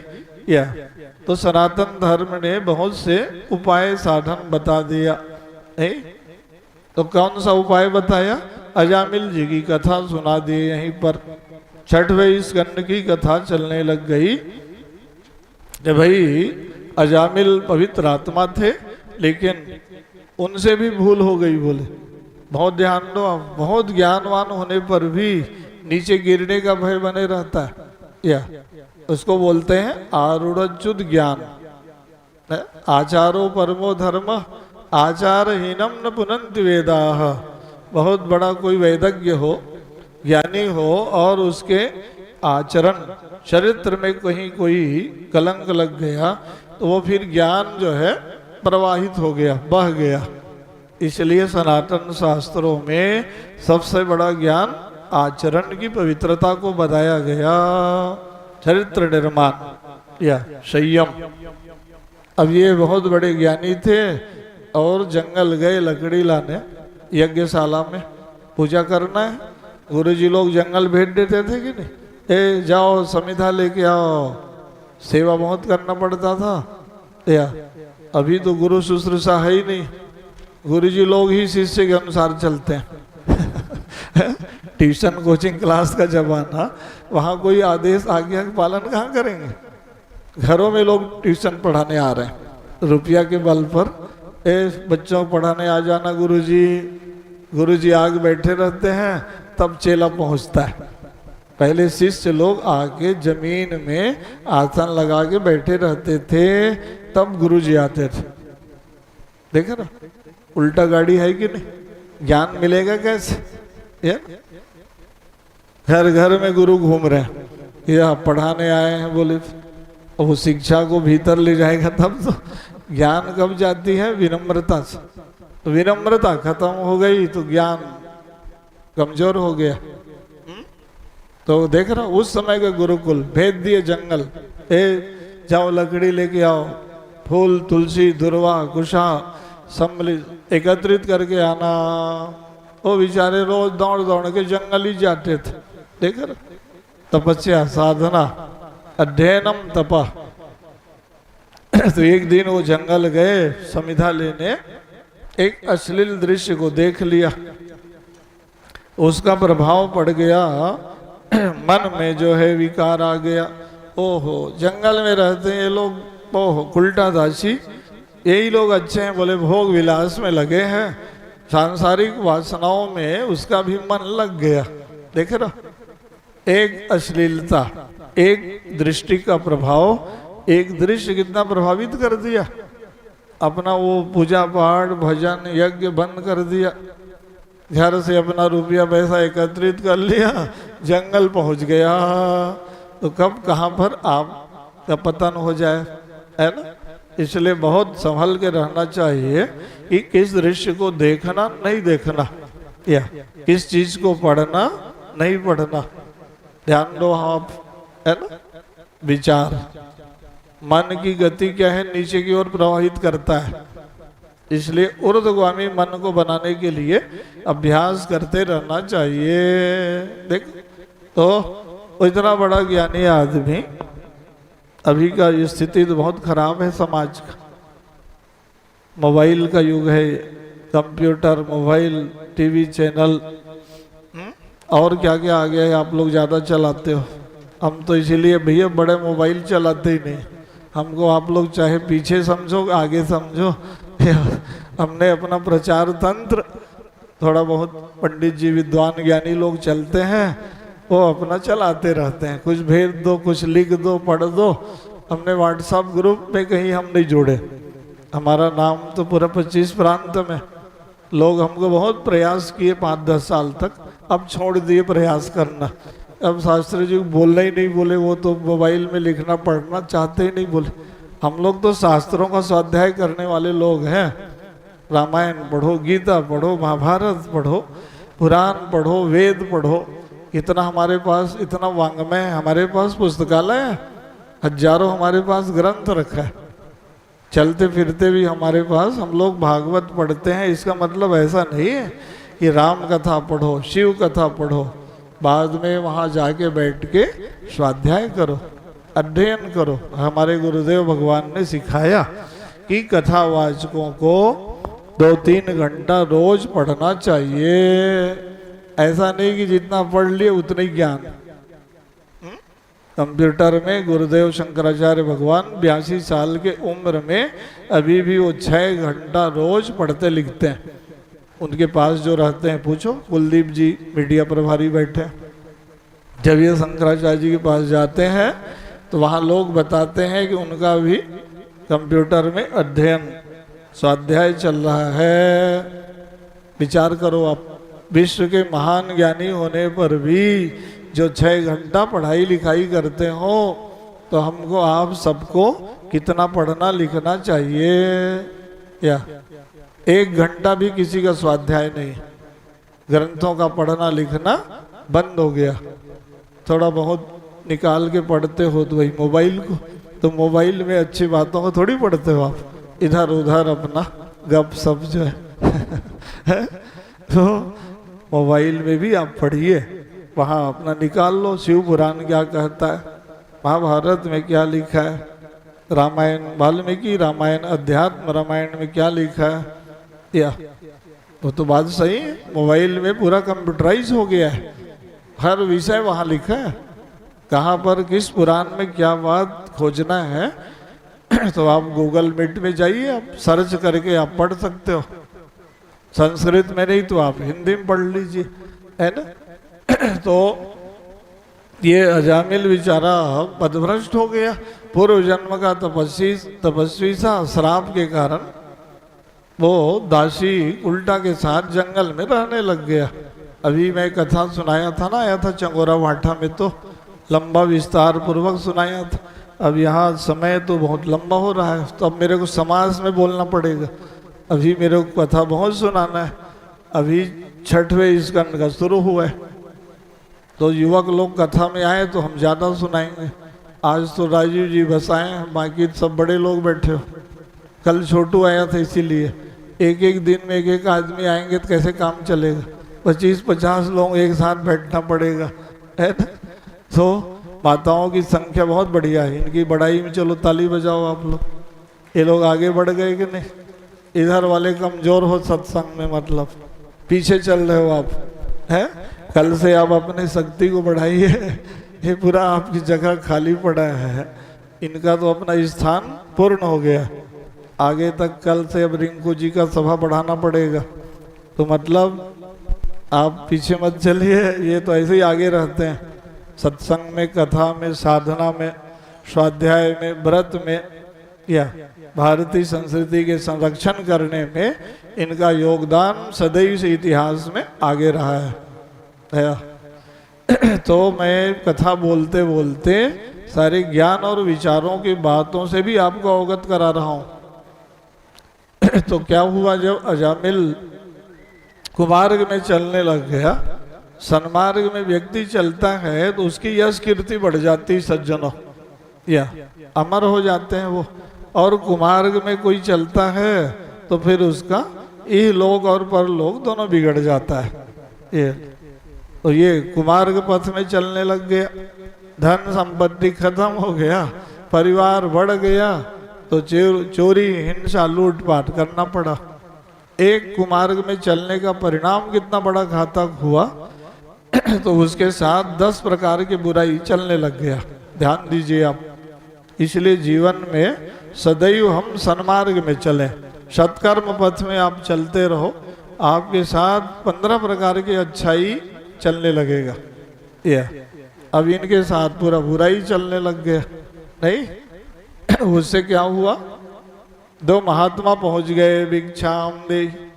अब ये अजामिल जी गए थे लूटपाट करने, धन संपत्ति लाने, अजा माने माया, माया मोह में जो ज्यादा सांसारिक वासनाओं में लिप्त हो जाता है वही अजामिल बन जाता है। अज माने ब्रह्म, ब्रह्म परमात्मा से, भगवान से जो दूरी बढ़ा लेता है उसी का नाम अजामिल कह दिए वहां।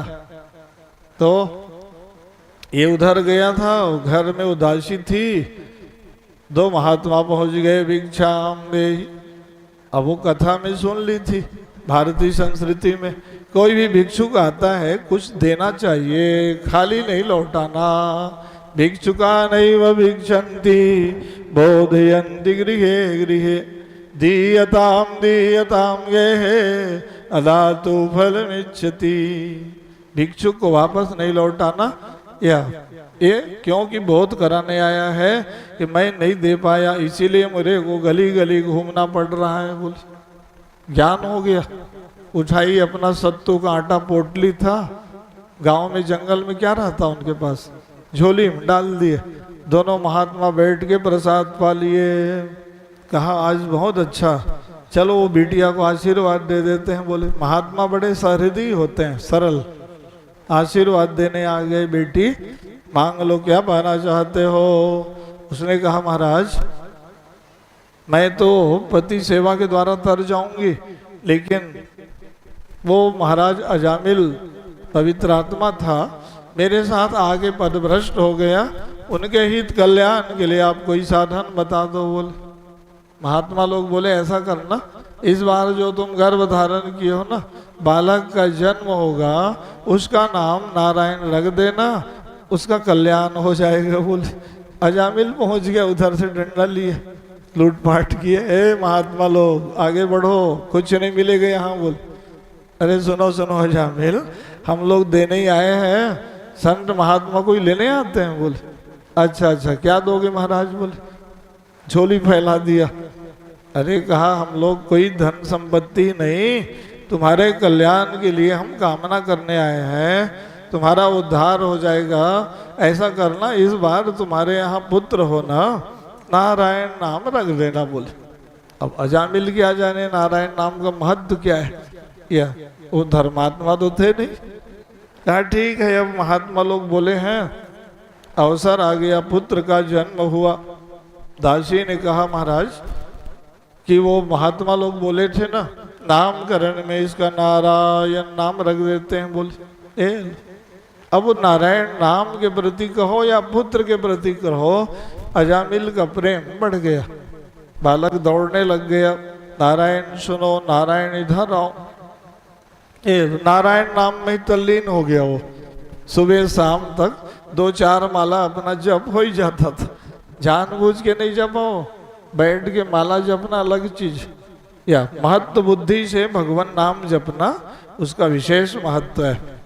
या लेकिन चलते फिरते आते जाते उठते बैठते भी आप शिव शिव नारायण या राम राम मन में जप लेते हो, उसका भी फल मिलता है। या तो ये नारायण नारायण पुत्र व्यास से जप लेता था, उसी से भगवान प्रसन्न हो गए कि नहीं।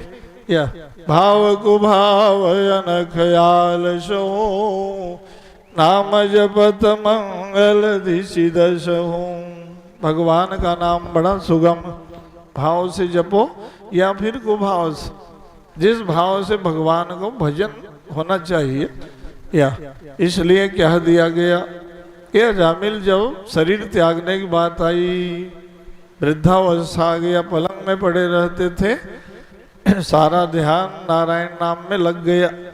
पुत्र व्यास से सही, बेटा नारायण कहाँ है, नारायण को बुलाओ। या यही तो नारायण में होना माने भगवान नाम से अलंकृत हो गया वो। इसका प्रभाव ये पड़ा, जब शरीर त्यागने की बात ही आई तो या पहुंच गए वहाँ। यमराज के दूत जो है, उग्र शरीर, काला कलूटा, भयंकर रूप, दंड पास ले आते हैं यमराज के दूत। देखे ना, पहुंचे तो भय के मारे बेचारा चिल्लाया नारायण नारायण नारायण, दौड़ो। या अब वो जगत पिता नारायण भगवान का आसन हिल गया। अरे अजामिल बहुत नारायण नारायण प्लुत स्वर से बोला है भैया, ए जाओ दो तो बोले देवता के दूत पहुंच गए, विमान उतर गया, दे दीप्यमान तेज प्रकाश प्रभा पुंज देखा जामिल, बुद्धि में पवित्रता आ गई। ओहो, देख रहे, देवदूतों के दर्शन से उसको ज्ञान कितना मिल गया। देखो तो यहाँ यमराज के दूत खड़े हैं आगे, भगवान के दूत आ गए, बोले दोनों में आपस में संघर्ष हो गया। वो कहते थे हम लेने आए हैं, भगवान के दूत बोले हम लेने आए हैं। ये अजामिल को ज्ञान हो गया, क्या अच्छा होता मैं मन लगा के हृदय से भगवान का भजन कर लिया होता। बोल ओहो, पुत्र व्यास से नारायण का नाम लिया, तब तो भगवान ने अपना दूध भेज दिया और सही सही हृदय से मैं भजन आज किए रहता, मन में ग्लानि होने लग गई। कितने कृपालु हैं भगवान, कितने दयालु हैं, वाह वाह, जीवों के ऊपर बहुत दया करते हैं। बात भी सही सज्जनों, आप चिंतन करो, भगवान हमारे ऊपर कितना दया कृपा बरसाते हैं, फिर भी हम भूल जाते हैं, है ना। भगवान क्यों कृपा बरसाते हैं कि वो जानते हैं कि सब जीव मेरे, जीव भले उनको भूल जाता है, हम उनके हैं वे हमारे, इसी नाते सदा भूल अपराध राधावर अपनाते हैं। भगवान सबको अपना मानते हैं, सब मेरे ही लोग हैं। बोले ये भूल हो जाए तो थोड़ा प्रायश्चित करो, ग्लानि करो कि प्रभु आपका भजन हम नहीं कर पाए, या हमारा बड़ा कठोर स्वभाव है। बोल धीरे धीरे हम हमारे ऊपर आप कृपा बरसाओ कि हम आपकी भक्ति सेवा आराधना और भजन में मन को लगा सके।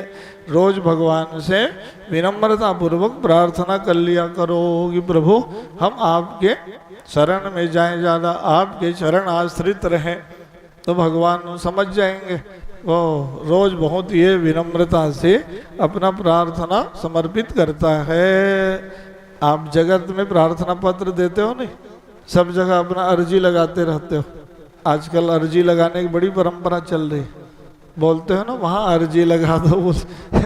अरे भगवान के पास अपना प्रार्थना पत्र प्रस्तुत कर दिया करो कि हमारा भी ध्यान रखना प्रभु, या है ना।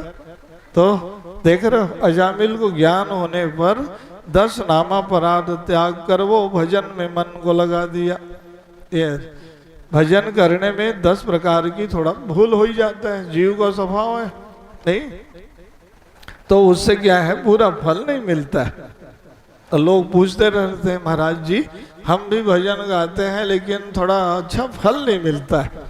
अच्छा फल इसलिए नहीं मिलता है कि आप भजन करते करते भी भूल अपराध गलती करते रहते हो। भाई हनुमान जी ने जो भक्ति की, ध्रुव ने किया, प्रहलाद ने किया, महादेव शंकर भगवान ने किया, ये लोग भी तो नाम ही जपते थे ना, साधक थे कि नहीं। अब कोई कहे नहीं जी सतयुग में मिलता था, त्रेता में, द्वापर में, कलयुग में क्यों नहीं मिलता है।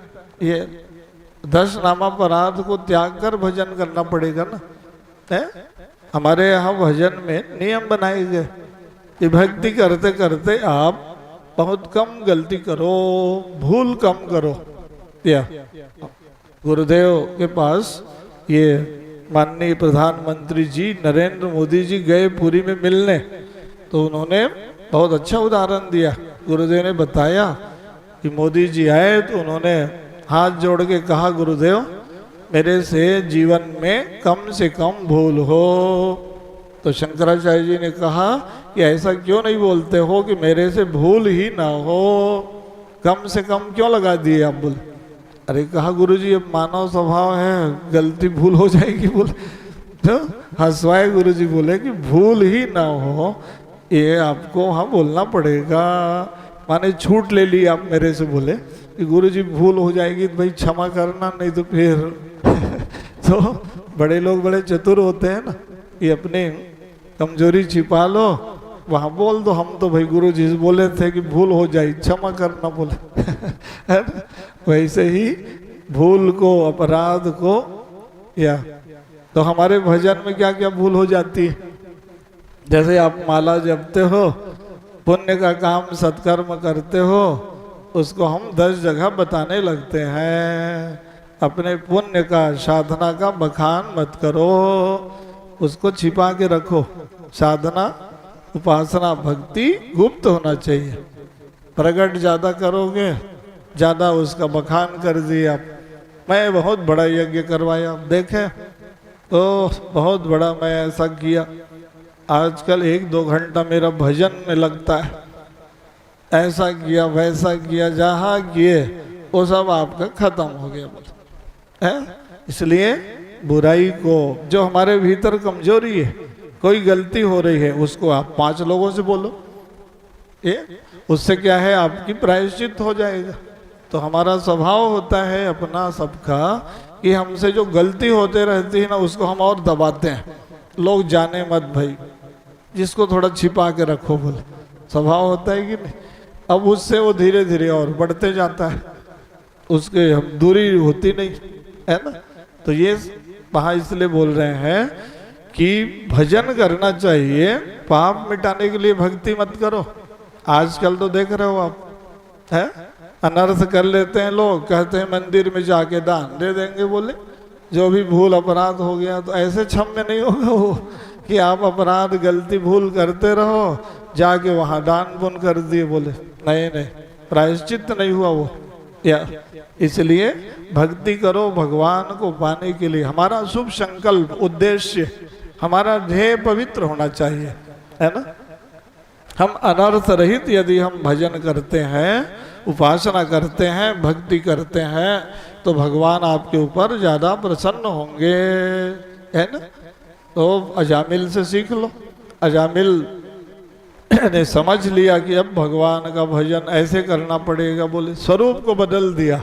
ये भगवान के महत्ता, भगवान के चरणों के महत्व को समझ के वो अपना भजन गाने लग गया, सीधा अपना बैकुंठ पहुंच गया। यमराज के दूत गए, धर्मराज यमराज से बड़ा प्रश्न किया, महाराज अजामिल जो है जीवन भर अनर्थ किया, आखिरी समय में बड़ा नारायण नारायण जप लिया, कहते हो वो कल्याण हो गया बोले। भगवान ने कहा कि भाई देखो, अरे नाम में अचिंत्य शक्ति है बोले, भगवान के नाम, भगवान नाम कोई सामान्य है बोले। एक बार जपा बोलते हो, अंतिम समय में जपा, तो एक बार कौन सा कमजोर है बोले। बहुत बड़ा रुई का पहाड़ हो, उसमें एक तिनका अग्नि डाल देते हो बोले, जला के भस्म कर देता है। अग्नि कोई बड़ा अग्नि थोड़ी लाना पड़ता है बोले। तो भगवान का नाम जीवन भर जितना व्यक्ति पाप नहीं कर सकता, एक बार में वो क्षमता है बोले। या वहां श्लोक बता दिया है ना कि नाम नोति आवती शक्ति पापम निर्हरणम हरे तावत कर तुम न शक्नोति पातकम पातकी जना। भगवान नाम में बहुत बड़ी अचिंत्य शक्ति है। ऐसा मत तर्क करो कि वो तो एक ही बार नाम जपा। महाराज रामायण में इसी श्लोक को पढ़ते हो नहीं, जा सुनाम सुमिरत एक बारा उतरे नर भव सिंधु अपारा नाम लेत भव सिंधु सुखाई करई विचार सुजन मन माई। भव सिंधु सूख जाता है, एक बार का नाम भी पर्याप्त। हाँ, हृदय से मन से लेना पड़ेगा बोले, बाहर कुछ भीतर कुछ नहीं, ये एक रूपता बनाओ बोले, मनसा वाचा कर्मणा। भगवान का भजन गाते गाते आप पुलकित हो जाओ, ध्यान अवस्थित हो जाओ। मन और चित्त की एकाग्रता ही भजन का स्वरूप है। या माला जप रहे हो, ध्यान रहता है कि कौन आया है, कौन क्या बोल रहा है, या मोबाइल बज रहा है, देखो उधर बोल, माला ही बिगड़ गया। भजन में कहाँ ध्यान है? भजन पूजा पाठ के समय मोबाइल बंद रखो सीधा सीधा। 1-2 घंटा आप गैप दे सकते हो कि नहीं? मोबाइल को भी विश्राम चाहिए कि नहीं? कि 24 घंटा ऑनलाइन चालू रखोगे? है इतना नशा हो गया लोगों को। मैं अपने पंडित जी लोगों को भी कंट्रोल करता हूँ, ऐसा नहीं है। ये जितने मेरे साथ 25-50 पंडित चलते हैं ना, वो सबको प्रशिक्षण प्राप्त है। पूजा के समय, जप के समय, यज्ञ के समय मोबाइल अलाउ नहीं है वहाँ। 7-8 घंटा इनको मोबाइल से दूर रहना पड़ता है। ना कड़ाई से पालन कराना भी कोई सामान्य। सब युवक पंडित 25 से 30 साल तक 8 घंटा मोबाइल उनका बंद रहता है। प्रयोग नहीं कर पाओगे मैं बोल, क्योंकि ध्यान बटेगा, कौन क्या बोल रहा है, कौन क्या सुन रहा है, कौन क्या कर रहा है। नहीं नहीं, आप 1 घंटा भी मोबाइल बंद नहीं रख पा रहे हो, बुरा मत मानना। 24 घंटा ऑनलाइन आप लोग मोबाइल चालू है, तो कहाँ से भजन ध्यान पूजा मन लगेगा? या उसी में ध्यान लगा है? नहीं नहीं, माला जपते समय, भजन करते समय, पूजा करते समय अपना मोबाइल सबको वहाँ बंद रखना पड़ेगा। ये बहुत बड़ा बाधक है। मैं हर जगह अभी प्रवचन में बोल रहा हूँ कि अभी जापान, रूस, इंग्लैंड, ये चीन, सब देशों में 15 साल के बच्चों तक मोबाइल उनको अलाउ नहीं है। मीडिया प्रभारी जी, आप लिख दो आप पेपर में कि भारत में भी 15 साल के बच्चों को ये मोबाइल देने की जरूरत ही नहीं है। आप कहोगे महाराज वो पढ़ाई लिखाई उसी में करते हैं, ये तो बहाना है। पढ़ लिख रहे हैं करके आप बच्चों को छोड़ देते हो, अपना गेम खेलते रहता है, खेलते खेलते और बड़ा चीज खेलने लगता है। तो मतलब क्या है, वहाँ बंद कर दिए वो लोग, प्रतिबंध लगा दिया। नहीं, यहाँ तो 2 साल के बच्चे आपसे ज्यादा मोबाइल जानते हैं। देख रहे हो, परिवार में 2-2.5 साल के बच्चे को पूरा मोबाइल का ज्ञान है। मैं तो आश्चर्य में हूँ, मतलब पूरा चीज वो खोल देते हैं, पूरा चला के आपको बता देते हैं। 3 साल के बच्चे क्यों, ये जन्म से ही इनको कंप्यूटराइज प्राप्त है ना मोबाइल जो है, इसलिए जो है बहुत अच्छी तरह से संभलना है। ये सामान्य बात नहीं, इसको आप सरलता से मत लो। 5-10 साल बाद आप विचार करोगे, जब स्थिति पूरा बिगड़ जाएगी। मनोमस्तिष्क सबका खराब हो रहा है। इतने प्रकार के डॉक्टर शोध में बता रहे हैं कि बच्चों पर इतना साइड इफेक्ट हो रहा है, इतना रोग बढ़ गया, इतना बीमारी बढ़ गया। गुरुजी बोले या तो वहाँ जो है कथा में मैं चिंतन करा रहा था, ये हमारा भजन कैसे हो। या अजामिल जो है भगवत भक्ति करके भगवान तक पहुँच गया। नाम अजामिल से खल कोटि, अपार नदी भव बूढ़त गाढ़। ये तो अजामिल तो एक उदाहरण बन गया है नहीं। यमराज ने तो बहुत समझाया, वहाँ प्रवचन देना हो तो अभी 1 घंटा हमारा व्याख्यान इसी पे चल जाएगा कि नाम का महत्व क्या है। अजामिल के माध्यम से धर्मराज यमराज ने वहाँ प्रवचन दिया, समझाया अपने शिष्यों को। अरे कहा नाम में बेटा सुनो, बोले नारायणो नाम नरो नराणाम, प्रसिद्ध चौर कथित पृथिव्याम, अनेक जन्मार्जित पाप संचयम, हरत्य शेषम स्मरताम सदैव। नारायण नाम धर्म, अर्थ, काम, मोक्ष चारों पुरुषार्थ को देने वाला है। बोल संशय मत करो, नारायण कौन है तो बताया, नारायण बरो वेदा, नारायण बरो मखाह। अरे नारायण भगवान ये दूत आए थे। बोले अरे भैया ये इंद्र, वरुण, लोकपाल, दिग्पाल, यमराज को नियुक्त करते हैं। वो बोले सबके प्रधान देवता है, ऐसा क्यों सोच लिए कि नारायण भगवान के नाम लेने से क्या होगा। बोले तो पाप, ताप और संताप को वो हरण कर देते हैं। बोले राम नाम में 3 शक्ति है कि नहीं, सूर्य, चंद्रमा और अग्नि का वास है भगवान के नाम में, है ना। रम अग्नि बीज मंत्र है। राम बोलते हो तो वहाँ 3 शक्ति काम कर रही है आपके पास। उच्चारण करके आप देखो, राम आप बोले कि जान लो पाप नष्ट हो गया, अग्नि पाप को जलाती है, चंद्रमा का वास है भगवान राम के नाम में, तो वो ताप को हरण करती है, चंद्रमा शीतलता प्रदान करती है ना। और सूर्य भगवान क्या करते हैं, ज्ञान प्रकाश देते हैं, अज्ञानकृत अंधकार को मिटा देते हैं। या तो 3 शक्ति आपको प्राप्त हो गई कि नहीं।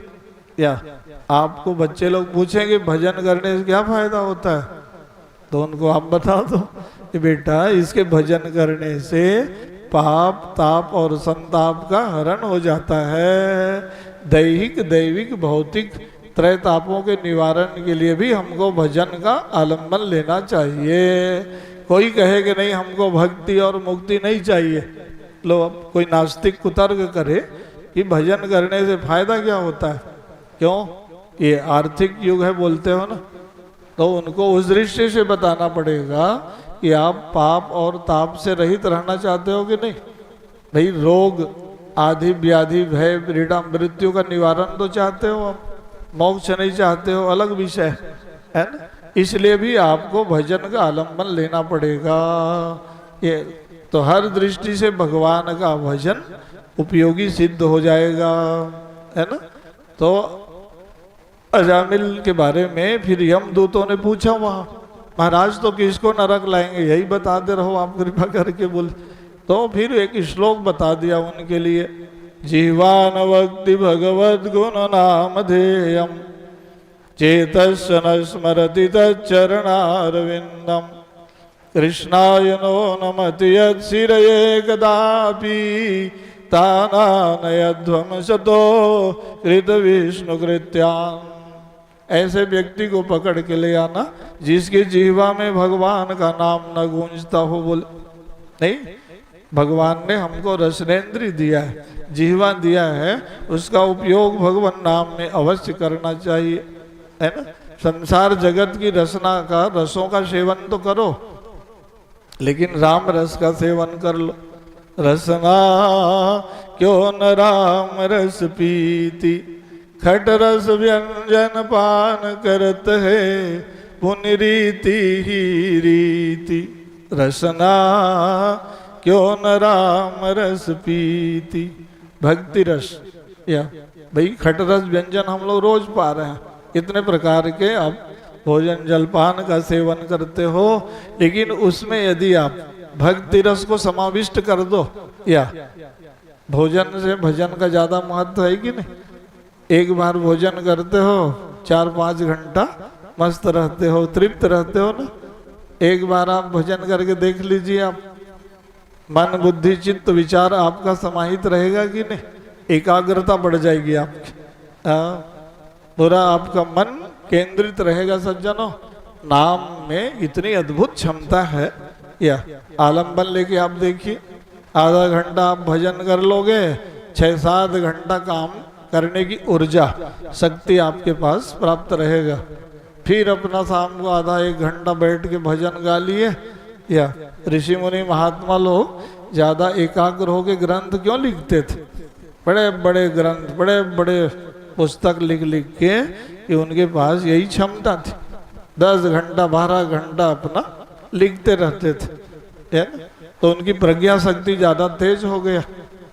तो इसलिए वहां कहा कि जीवा न भक्ति भगवद गुण नाम ध्येयम चेतस्य न स्मरति तच्चरणारविंदम। जो भगवत चरणारविंद का चिंतन न करता हो, ऐसे व्यक्ति को पकड़ के ले आना। बोले जिसका मस्तक भगवान के चरणों में बार बार न झुके। बहुत सुंदर उपाय बताया, जीवान भक्ति भगवद गुण नाम ध्येयम चेतस्य न स्मरति तच्चरणारविंदम कृष्णाय नो नमति यत्सिरये कदापि तानानयध्वंसतो कृत विष्णु कृत्यान्। 3 काम जो करता है वो यमदूत के पास नहीं जाएगा। बोले जो भजन गाता है, प्रणाम करता है और चिंतन करता है, तो ये भागवत कथा में आप सब लोग ये तीनों काम एक साथ कर रहे हो। आपका मस्तक बार बार भगवान के पास झुकता है, वाणी से आप भगवान नाम संकीर्तन गाते हो, आपका मन और चित्त भगवान के चरणों में लग रहा है। यही तो भारतीय संस्कृति है। आपको भगवान से मिलाने का साधन ऋषियों ने बता दिया। इस मार्ग में आप चलते रहो, कहाँ वहाँ यमराज और कहाँ वहाँ नरक। हम सब लोगों को कहाँ जाना है? वैकुंठ जाना है। बोलो, भगवान के पास जाना है ना। ये बात जो है भौतिकवादी नहीं बोल सकता है कि हमको भगवान के पास जाना है, उसके पास क्षमता ही नहीं, क्योंकि उनके पास ये सब गुण नहीं। तो हम आप सब लोग भागवत कथा सुनने का तात्पर्य है कि हम भगवान के पास पहुंच जाएंगे। बोले तो अजामिल उदाहरण बन गया। ये तो छठवें स्कंद की कथा में अजामिल, मनुष्यों में अजामिल को पोषण मिल गया। अब पुष्टि संज्ञक स्कंद की आप कथा सुनने लग गए। सुखदेव जी राजा परीक्षित को बताने लग गए कि भाई मनुष्यों में पोषण मिल गया अजामिल को, देवता और दानों में किसको मिला महाराज बोले है?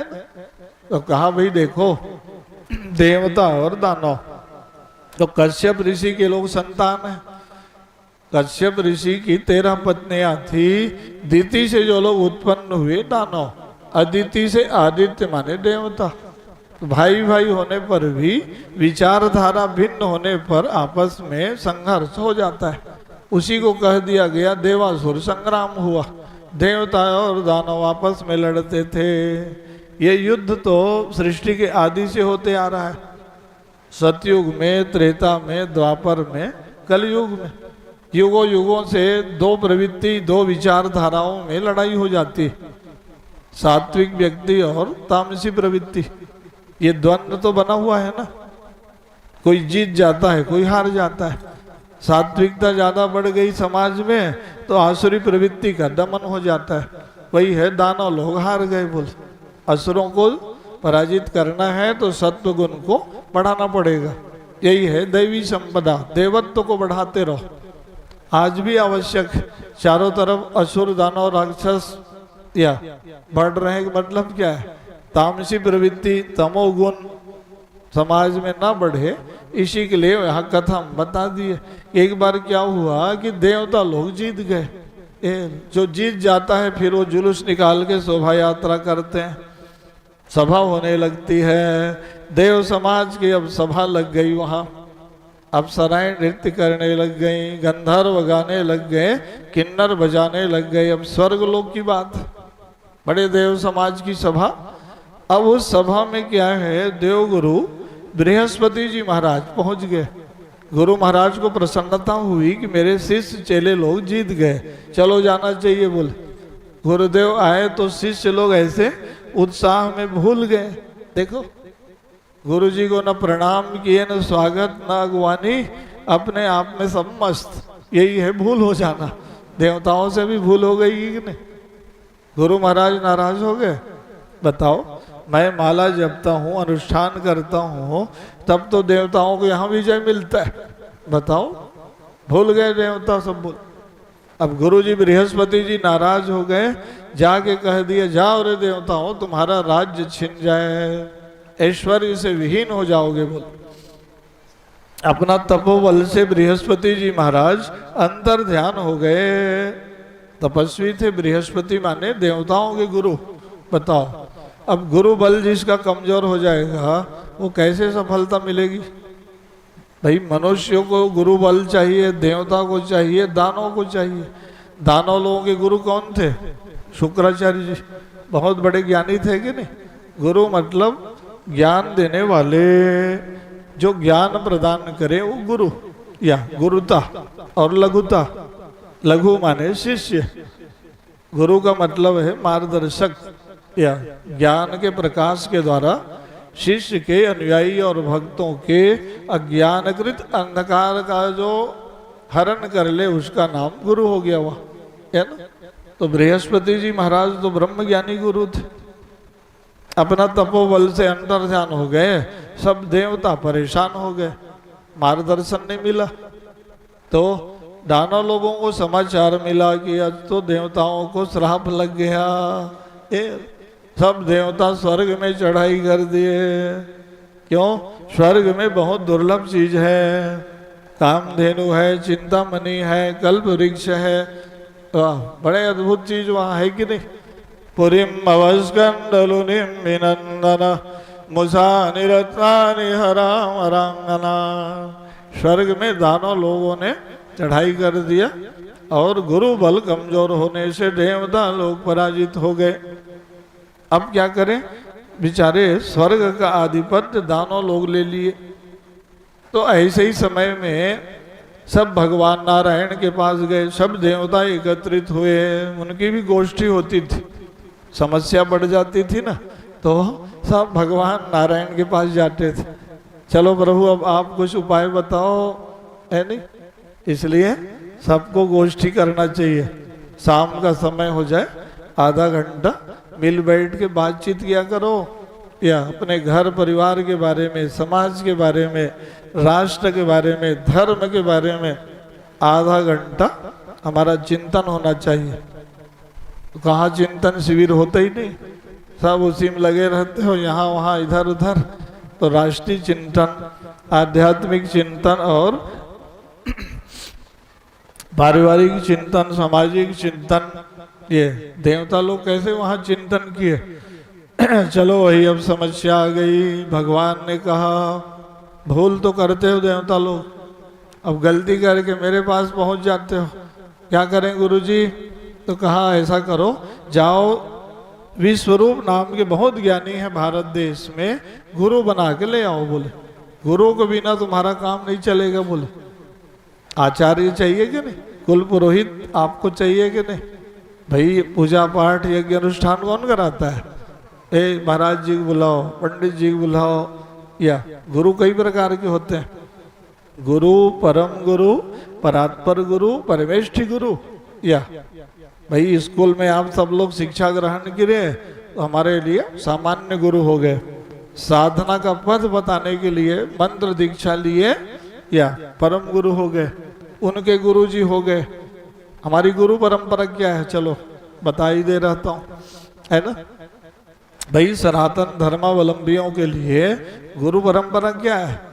नारायणं पद्मभवं वसिष्ठं शक्तिं जगत्पुत्र पराशरं च व्यासं सुखं गौड़पदं महन्तं गोविंद योगीन्द्रमथास्य शिष्यं श्रीशंकराचार्य मथास्य पद्म पादं सहस्रामलकं शिष्यं तं त्रोटकं वार्तिककारमन्यान् अस्मद्गुरुं सन्ततमानतोऽस्मि। नारायण से ब्रह्मा, ब्रह्मा जी से वशिष्ठ, वशिष्ठ जी से या वेद व्यास, पराशर जी, व्यास जी, सुखदेव जी, गौड़पाद, गोविंद पाद, आद्य शंकराचार्य, ये 10 जो है आपके गुरु हो गए। ध्यान दीजिए आप, इस कल्प में, कलिकाल में तो आदि गुरु शंकराचार्य जी ही सबके गुरु हैं। तो उस परंपरा में गुरु का ज्ञान होना चाहिए कि भाई हम किसी शंकराचार्य जी से, धर्म गुरु से दीक्षा लिए हैं नहीं लिए, तात्पर्य नहीं हुआ। वो सार्वभौम हिंदुओं के गुरु होते ही हैं। या ये हमारी गुरु परंपरा है। हमारी गुरु परंपरा को कैसे जानोगे आप कि नारायण से हमारी परंपरा चली है, इसलिए हम सब लोग भगवान के हैं। नारायण से ब्रह्मा, ब्रह्मा जी से वशिष्ठ, है ना। तो शक्ति हुए, पराशर हुए, व्यास जी हुए, सुखदेव जी हुए। तो ये सब बात प्रवचन में इसलिए मैं बता रहा हूँ कि आपको पुस्तक में ये सब ज्ञान नहीं मिलेगा, ये तो परंपरा प्राप्त ज्ञान है ना। तो इसलिए किसी भी आप संप्रदाय से जुड़े हैं, किसी भी आप मठ से जुड़े हैं, अलग विषय है, लेकिन हमारी गुरु परंपरा क्या है। सनातन धर्म में तो खट संप्रदाय हुए, रामानुजाचार्य, रामानंदाचार्य, वल्लभाचार्य, निम्बारकाचार्य, या है ना, मध्वाचार्य, इसको क्या बोलते हैं, खट संप्रदाय प्रवर्तक। तो सबके मूल आधार आद्य शंकराचार्य जी। आज से 2500 साल पहले जब भारत में संकट आया सनातन धर्म और संस्कृति पर, तो उस समय भगवान शिव जी प्रकट हुए, उसी को बोलते हो शंकराचार्य जी। तो आपकी सनातन संस्कृति को उन्होंने बचाया। या तो इससे जो जुड़ गया वो सौभाग्यशाली बन जाता है। ये सब बच्चे शंकराचार्य जी से शिष्य बन गए ना। डॉक्टर साहब माननी पांडे जी बहुत धार्मिक आस्तिक भक्त थे कि नहीं। अपने जीवन काल में उन्होंने शंकराचार्य जी से दीक्षा लिया था।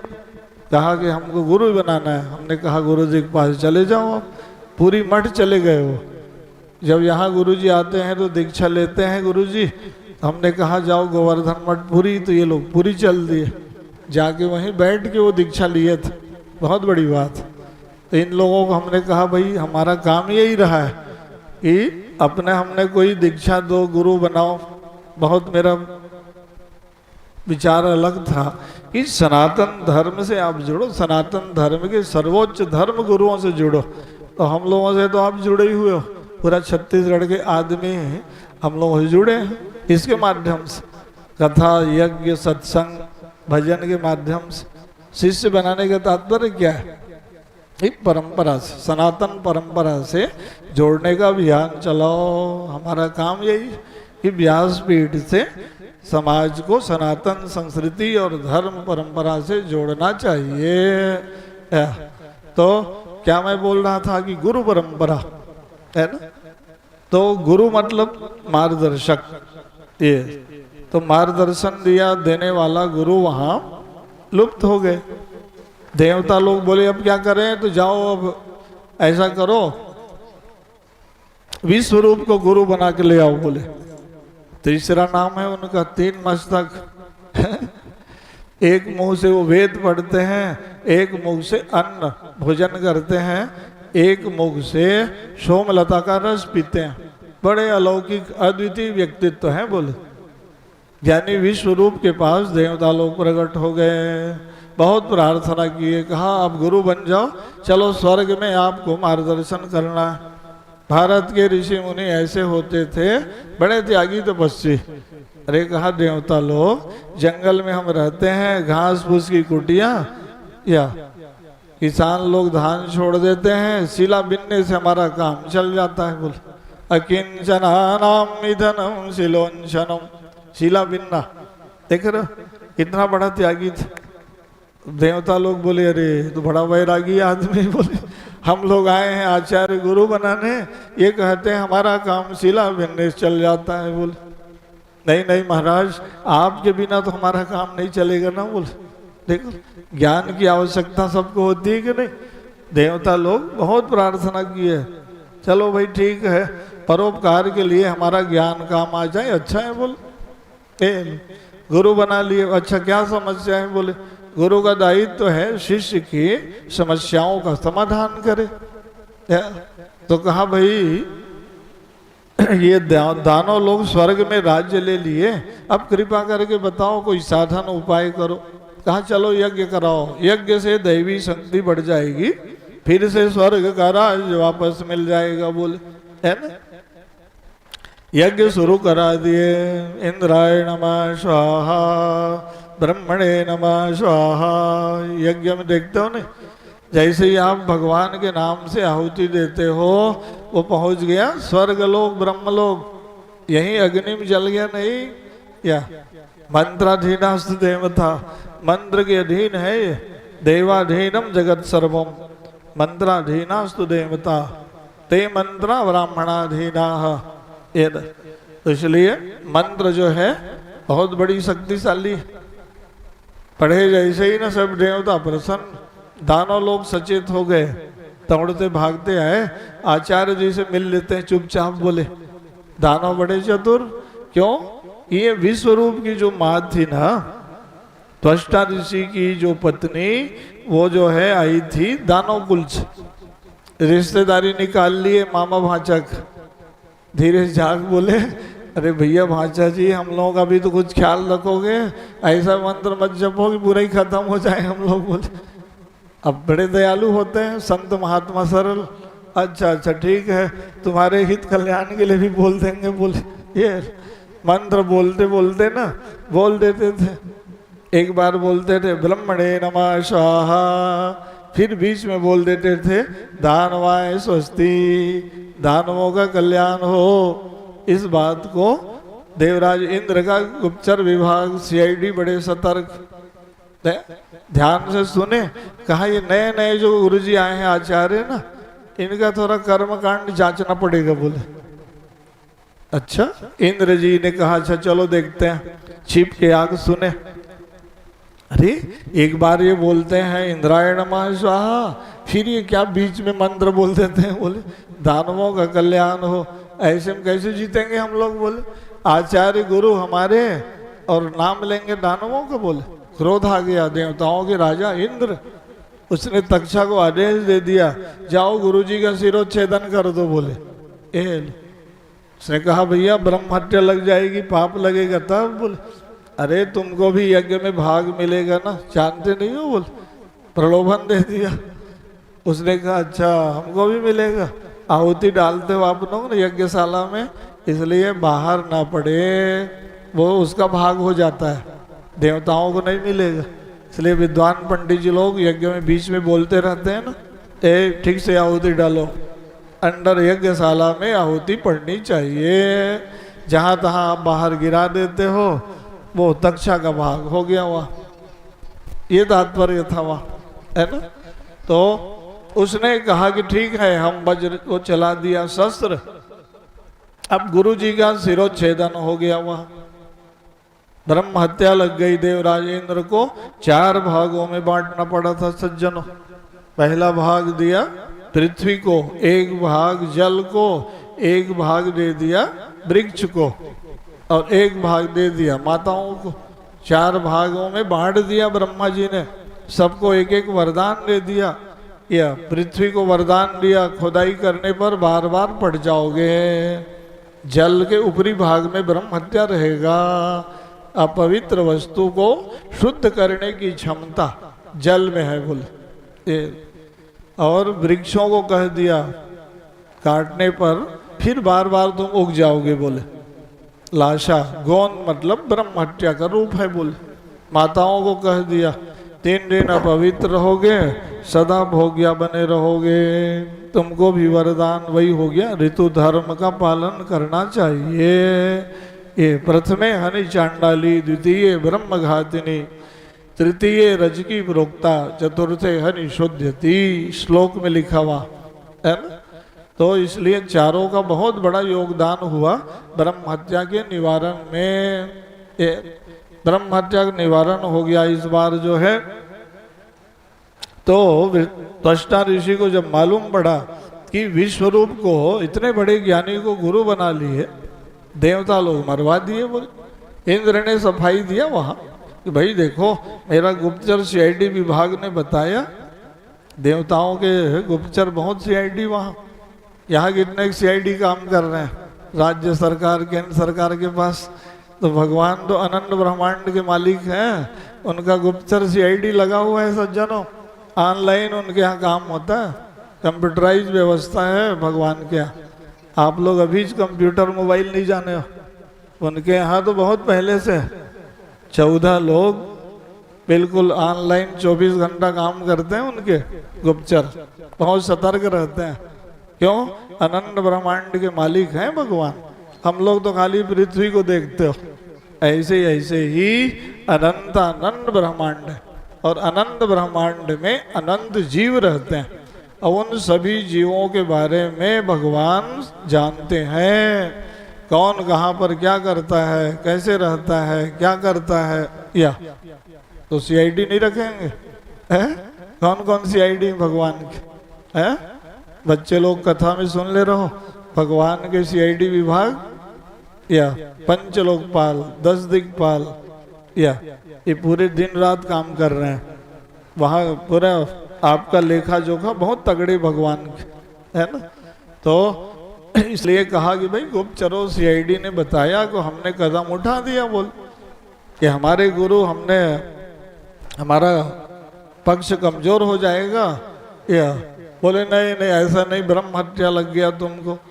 तो फिर अपना वो यज्ञ किए, यज्ञ से वित्रासुर दानव प्रकट हो गया। वित्रासुर दानव ने तप किया, वरदान मांग लिया। ये दानव लोग तपस्या कर लेते थे, बहुत वरदान मांगना नहीं आता था, बुद्धि नहीं थी। भगवान आए, वरदान मांगो वित्रासुर। उसने कहा महाराज अजर अमर बना दो। नहीं ये काम नहीं हो पाएगा। बोले दूसरा कुछ मांगो। बोले जिसका जन्म हुआ मृत्यु अनिवार्य है। बोले जन्म भाई मृत्यु लोक है। बोले या है ना भाई, रोज पढ़ते हो आप लोग, जातश ही ध्रुव मृत्यु ध्रुवम जन्म मृतस्य च। जन्म लेना जितना शाश्वत सत्य है, मृत्यु अनिवार्य है। बोले तो अच्छा, तो ऐसा करो जितने वर्तमान में अस्त्र शस्त्र हैं मैं किसी के द्वारा ना मरूं। बोले ब्रह्मा जी तथास्तु बोल दिए। ठीक है मारना रहेगा तो नया प्रयोग करेंगे। बोले हमारे पास क्या कमी है, तपस्या करके आया, चारों तरफ अत्याचार बढ़ गया बहुत ज्यादा। अब क्या करें जब कोई मार नहीं सकता है। सब देवता लोग भगवान के पास गए।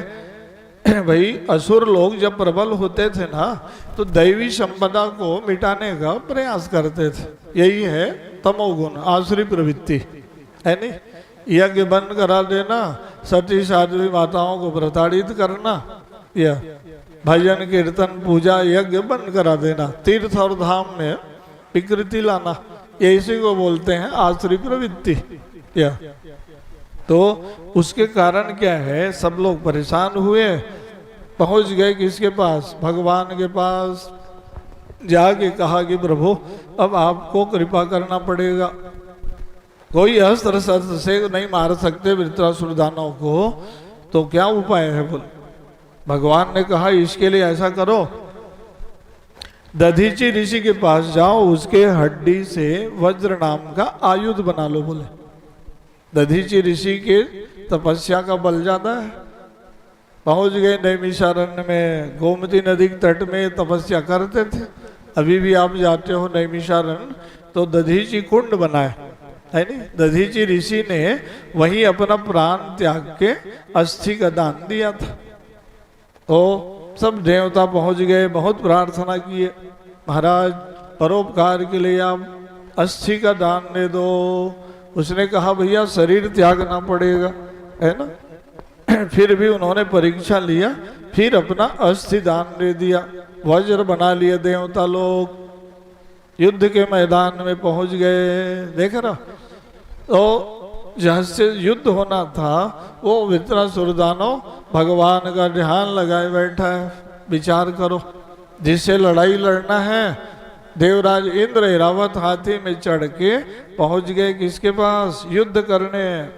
वहां गए तो बड़ा प्रार्थना चल रहा था, अहम हरे तौपादैक मूल दासानुदास भवितास्मि भूयः। मैं दासानुदास हूँ प्रभु, आपके चरणों से मैं जुड़ना चाहता हूँ। वाह वाह, भारत का दानव भगवान से मिलने की उत्कंठा कर रहा था।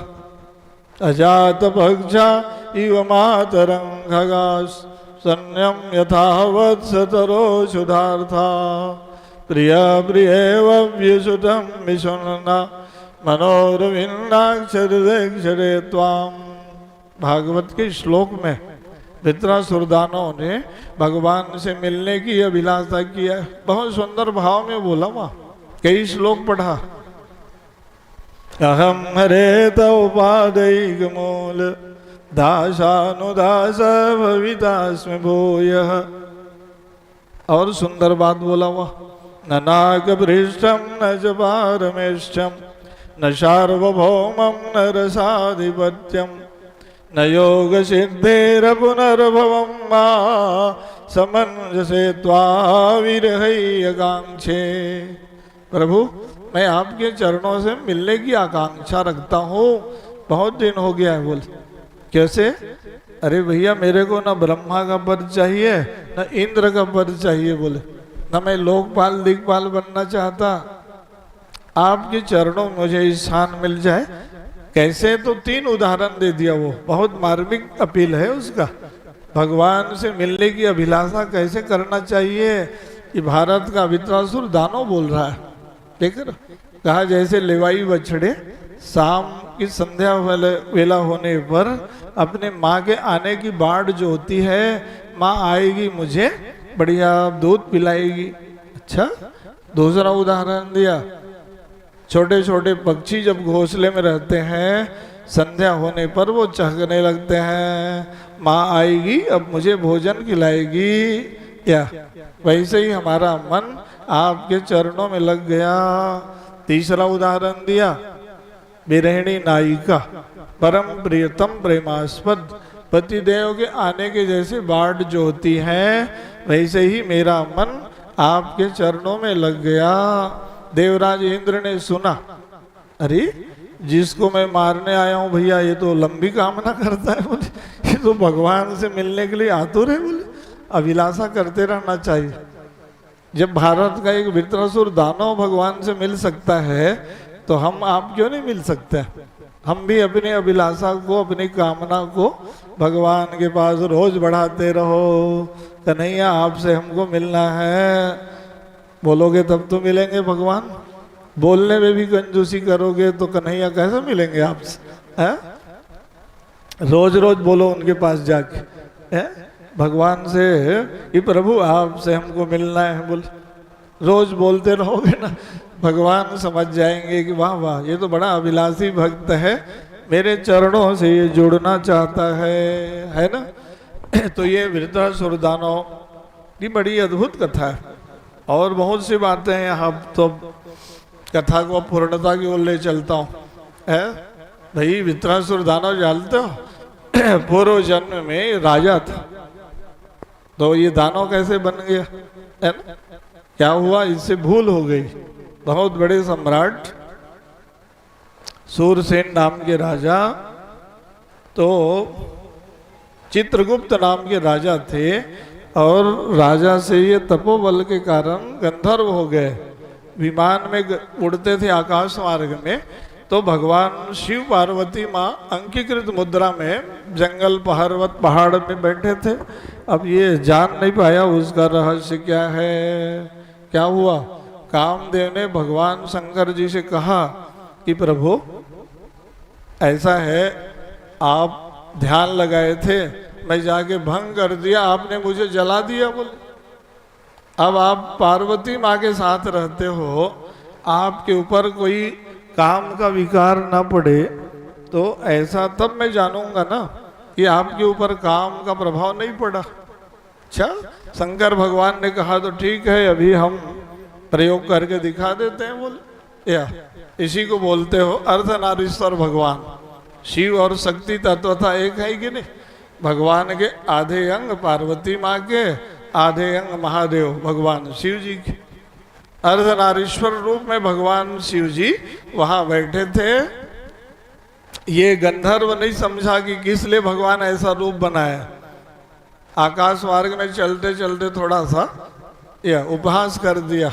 जगत के माता पिता हैं वो बीच जंगल में ऐसे बैठे, पार्वती माँ को सहन नहीं हुआ, उसने श्राप दे दिया, जा रे गंधर्व बन के उड़ता है आकाश मार्ग में, बुद्धि शुद्ध नहीं तुम्हारा, बोल चले जाओ तुम दानव बन जाओ।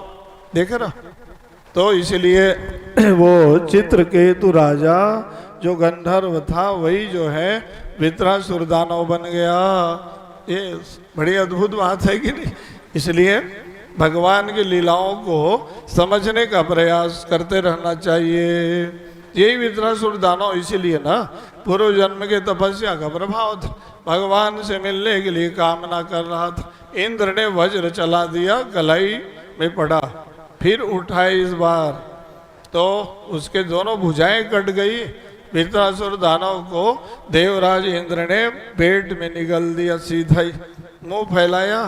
देवराज इंद्र पेट के भीतर, देवताओं में हड़कंप मच गया।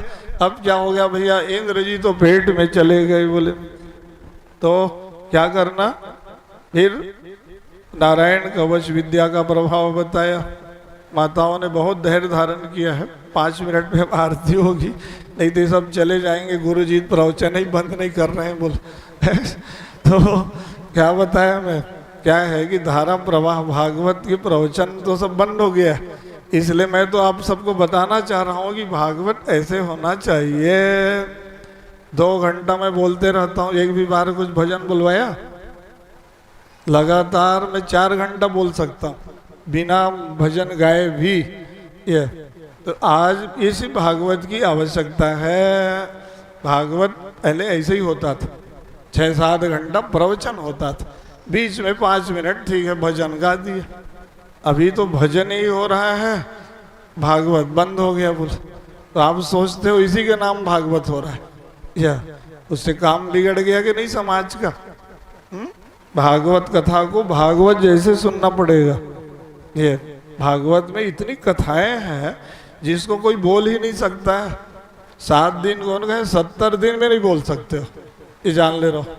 यहाँ तो बहुत अद्भुत कथा है भागवत, एक एक अध्याय पर अभी बोलते रहो आप।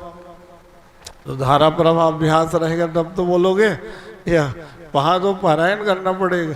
हम लोग बड़े भैया जी के साथ, मानस केसरी के साथ 10 साल तक बताना नहीं चाहिए कि हम लोग सैकड़ों बार से ज़्यादा भागवत को मूल पारायण करते रहे, पढ़ते रहे, अध्ययन करो, स्वाध्याय करो, साधना करो, तप करो, तब भागवत के विषय पर चिंतन करके वहाँ की बातों को उचित ढंग से समाज में बोलो। या कथा जो है ना, तो मैं क्या बता रहा था आपको, ये वृत्तासुर दानव को जब ये पेट में निकल गया, देवराज इंद्र को ही पेट में ले लिए। देवताओं ने कहा अब क्या करेंगे, तो ब्रह्मा जी ने नारायण कवच विद्या का प्रभाव बताया। क्यों? इंद्र जी के पास नारायण कवच विद्या का प्रभाव है, मंत्र है, वो पेट फाड़ के बाहर निकल जाएंगे बोले। देख रहे हो, दानवों को तब पराजित करते थे देवता लोग, नारायण कवच विद्या गुरु जी ने दे दिया था। उस मंत्र के प्रभाव से पेट फाड़ के इंद्र जी बाहर निकल गए। देवता जय जयकार करने लग गए, बोलो भक्तवत्सल भगवान की जय। तो हर देवताओं के सब कवच बनाए, इसीलिए नारायण कवच, शिव कवच, हनुमत कवच है ना, काली कवच, दुर्गा कवच या हनुमत कवच।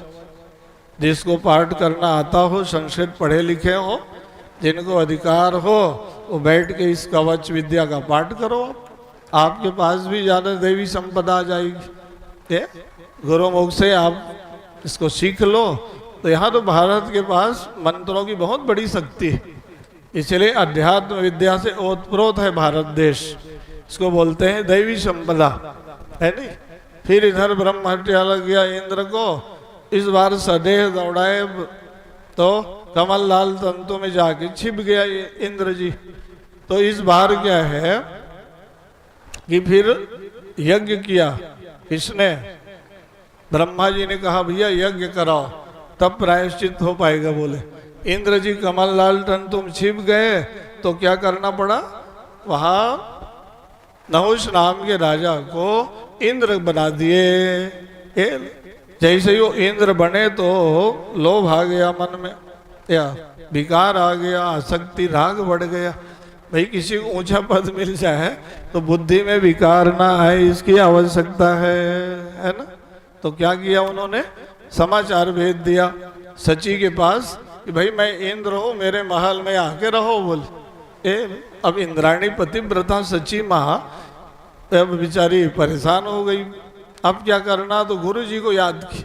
बृहस्पति जी महाराज, गुरुदेव भगवान प्रकट हो गए, बोलो गुरुदेव भगवान की। तो पतिव्रताओं पर संकट आता है तो गुरु महाराज भी कृपा करते हैं। अभी तक जो अदृश्य थे प्रकट हो गए बृहस्पति जी। क्या समस्या है सच्ची, क्या बात है? अरे कहा गुरुदेव बहुत बड़ी समस्या आ गई। ये मेरे पति देव इंद्र देवता कहाँ है पता नहीं, और ये कहाँ से नया इंद्र आ गए, आसन में बैठ गए, और ये कहते हैं कि मेरे सेवा में आके महल में रहो। तो मर्यादा मिट जाएगी कि नहीं बोले। बृहस्पति जी ने कहा ओ भारत की माताओं पर संकट आता है तो फिर हम लोग उपाय बताते हैं बोले। कहा ऐसा करो बेटी, तुम समाचार भेज दो, ऐसे वाहन में चढ़ के आए वो इंद्र बनाए नहुष, कोई देवी देवता उस वाहन का प्रयोग न किए हो बोले। स्वागत करेंगे बोल दो बोले। और कहीं पहुंच ही जाएगा गुरु जी तब नहीं आ सकता ना बोले। मैं उपाय बता रहा हूँ बोले। इंद्र जी के पास समाचार पहुंच गया है ना। नहुष नाम के राजा इंद्र बने थे। बहुत जो यज्ञ करता है वो इंद्र बन जाते हैं, बताया था ना। अब समाचार मिल गया, वो विचार किया कि कौन से वाहन बचा है। भाई सब देवी देवता तो वाहन बना लिए ना, आप सब लोग जानते हो। है महादेव शिव जी का वाहन नंदी है, और जगदम्बा माँ का वाहन सिंह है, कार्तिकेय जी का वाहन मयूर, ब्रह्मा जी का वाहन हंस है, नारायण भगवान का वाहन गरुड़ जी, शीतला माँ का गर्दभ, तो महालक्ष्मी माँ का उल्लू। सबको अपनाएगी नहीं। और भैरव जी का वाहन कुत्ता, सब देवी देवताओं ने अपना लिया इनको। तो अब ध्यान गया कि भाई और कौन छूट गया है, बोले 4 वैदिक ब्राह्मणों को बुलाओ। बोले ऋषि मुनियों का वाहन तो कोई देवता नहीं बुलाए थे। और उसमें अगस्त जैसे ऋषि भी थे, ध्यान दो, सामान्य नहीं, अगस्त महात्मा। 4 ऋषियों को बुलाए, कहा चलो अब भारवाहक बन जाओ। अब क्या करें बेचारे, देवराज इंद्र का पालकी उठाना था, है ना, पालकी उठा के चलने लग गए।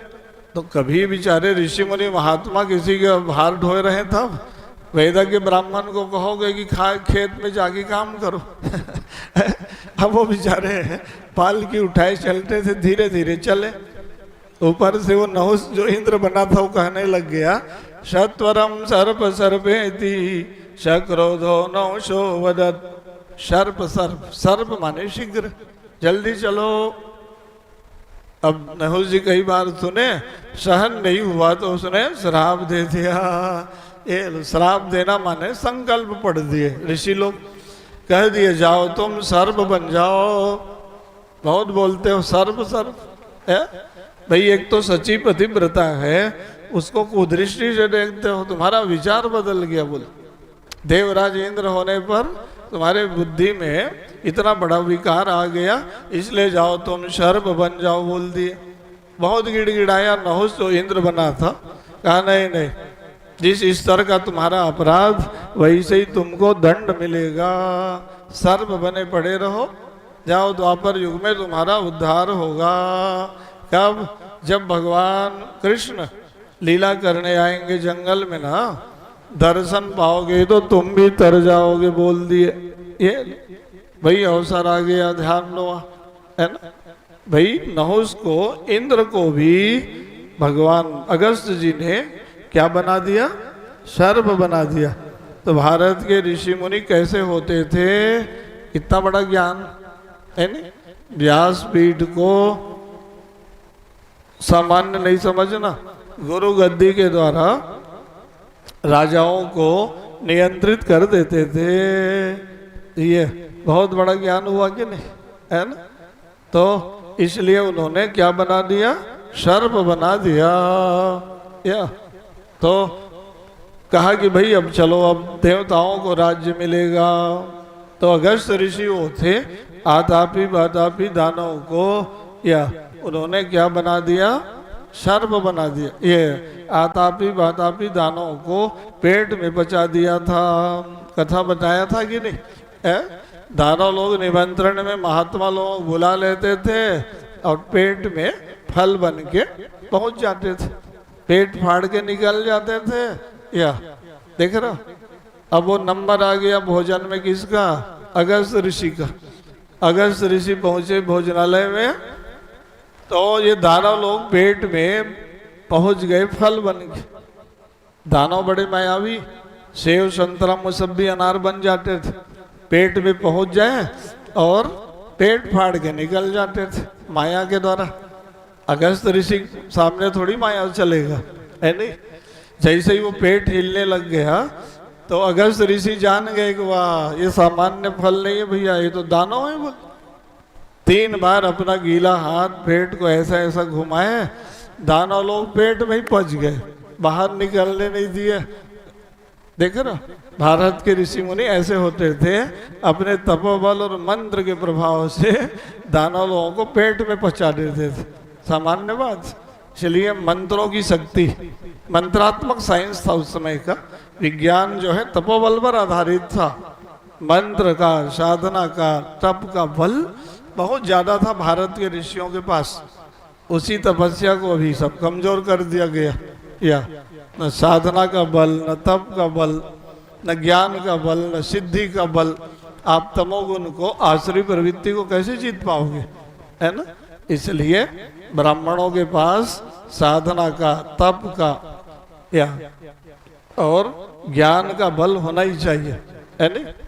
तो तब ये ऋषि मुनियों को आज पूरा विश्व जो है पूजा करता है, याद करता है, और उनके बताए मार्गों का हम अनुसरण करते हैं, है ना। तो ये ऋषि परंपरा प्राप्त ज्ञान है। भागवत में आप सुन रहे हो कि अगस्त ऋषि इतने महान थे जिन्होंने समुद्र को सुखा दिया था। रामायण के एक चौपाई में आप सरलता से पढ़ लेते हो, कह कुंभज ऋषि जलधि अपारा, सोखे विदित सकल संसार। एक मंत्र पढ़े समुद्र को सुखा दिए बोले, सामान्य बात। या आप कहोगे महाराज सागर को सुखा दिए बोले, भाई बटेर पक्षी था, कथा जान ले रहो है नहीं। समुद्र का लहरा आया, डुबा दिया, घोंसला सहित सब पक्षी मिलके सागर सुखाओ अभियान चला रहे थे। वहीं पर अगस्त महात्मा पहुंच गए घूमते फिरते। क्या कर रहे हो पक्षी लोग? गरुड़ जी भी सम्मिलित थे। अरे अगस्त महात्मा क्या है, समुद्र सुखाओ आंदोलन चलाए हैं बोले, लेकिन नहीं सूखता महाराज। अरे सागर सी पक जाई उलीचे, पक्षियों के चंचू से कहीं सागर सूखेगा है? अगस्त ऋषि ने कहा चलो हम भी न्याय दिलाने आ गए बोले, अन्याय हुआ है तुम्हारे साथ बोले। तो पहले तो समझाए, 2-3 दिन बैठ के प्रार्थना किए, समुद्र देवता सुनवाई नहीं किया, देखे ना। तो उन्होंने कहा तो चलो फिर तपोबल से एक मंत्र पढ़े, केशवाय नमः माधवाय नमः, ये समुद्र ही सूख गया। समुद्र देवता प्रकट हो गए, हाथ जोड़ के। समुद्र कोई जड़ नहीं है, समुद्र देवता है। हाथ जोड़े प्रकट हो गए। अरे कहा अगस्त महात्मा कैसे आप राम कथा के वक्ता हो, राम कथा लिखे हो आप, अगस्त संहिता। अरे भगवान राम भी समुद्र किनारे आए तो उन्होंने सागर को नहीं सुखाया था बोले, आपने तो सारा मर्यादा मिटा दिया बोले। अगस्त ऋषि ने कहा भगवान राम आए तो उनके सामने आप सोने के थाली में रत्न लेके प्रकट हुए थे। हम भी तो कथा जानते हैं बोले, कनक थार भरी मणिगण नाना, विप्र रूप आए तजमाना। रामायण में पढ़ते हो कि नहीं, है ना। तो भगवान के पास आप प्रकट हुए थे। हमको सोचे कि ये महात्मा क्या बिगाड़ लेंगे बोले, इसलिए हमने अपना प्रभाव दिखा दिया बोले। तो भाई आप एक ही शर्त है, घोंसला में अंडे सहित आपको वापस देना पड़ेगा पक्षियों को, तब फिर से आपका जल प्रवाहित हो जाएगा बोले। देख रहा भारत के अगस्त ऋषि ने कितना बड़ा न्याय दिलाया। फिर से नदी सरोवर में समुद्र में पानी बहा दिए, है ना। तो इसलिए अगस्त ऋषि की बात प्रसिद्ध हो गई सज्जनों। तो ऋषियों के प्रति आप आस्थान्वित रहिए। भारत के ऋषि मुनियों का विज्ञान कितना उपयोगी है, आज भी प्रासंगिक है। कि अत्रि ऋषि, गौतम ऋषि, पराशर ऋषि, वशिष्ठ ऋषि, या इन्होंने अपने ज्ञान विज्ञान के द्वारा कितना बड़ा विश्व में काम किया है। भारत को नहीं, विश्व को उन्होंने बहुत बड़ा ज्ञान विज्ञान दिया। उसी के नाम पर भारत विश्व गुरु रहा है। तो तपस्या की पूंजी हमारे पास बढ़ते रहना चाहिए। साधना का, तप का, ज्ञान का, विज्ञान का बल आपके पास रहे, है ना। तो ऋषि मुनि लोग क्या करते थे, लुप्त ज्ञान विज्ञान को प्रकट करते थे। जान लो आप सब, है ना। और आज की भाषा में क्या है, विकृत ज्ञान को शोधन करते थे, है ना। और क्या करते थे, विकृत ज्ञान विज्ञान का शोधन करते थे। हमारे परम प्रिय देखो मिश्र जी बैठे, हमारे बचने वाले बहुत बड़े शिक्षा अधिकारी हैं, प्रदेश स्तर पे काम करते हैं। तो जिनके पास शिक्षा का विभाग हो, ज्ञान का विभाग हो, उनके पास क्या होना चाहिए, ज्ञान विज्ञान का शोधन करना, लुप्त ज्ञान को प्रकट करना, विकृत ज्ञान को शोधन करना, या और संक्षिप्त ज्ञान को विशद करना। इसी को बोलते हैं ऋषि परंपरा। ब्राह्मणों ने, ऋषियों ने हमारे गुरु परंपरा में क्या काम किया, लुप्त ज्ञान विज्ञान को प्रकट करते थे शोध के द्वारा, तपोबल के द्वारा।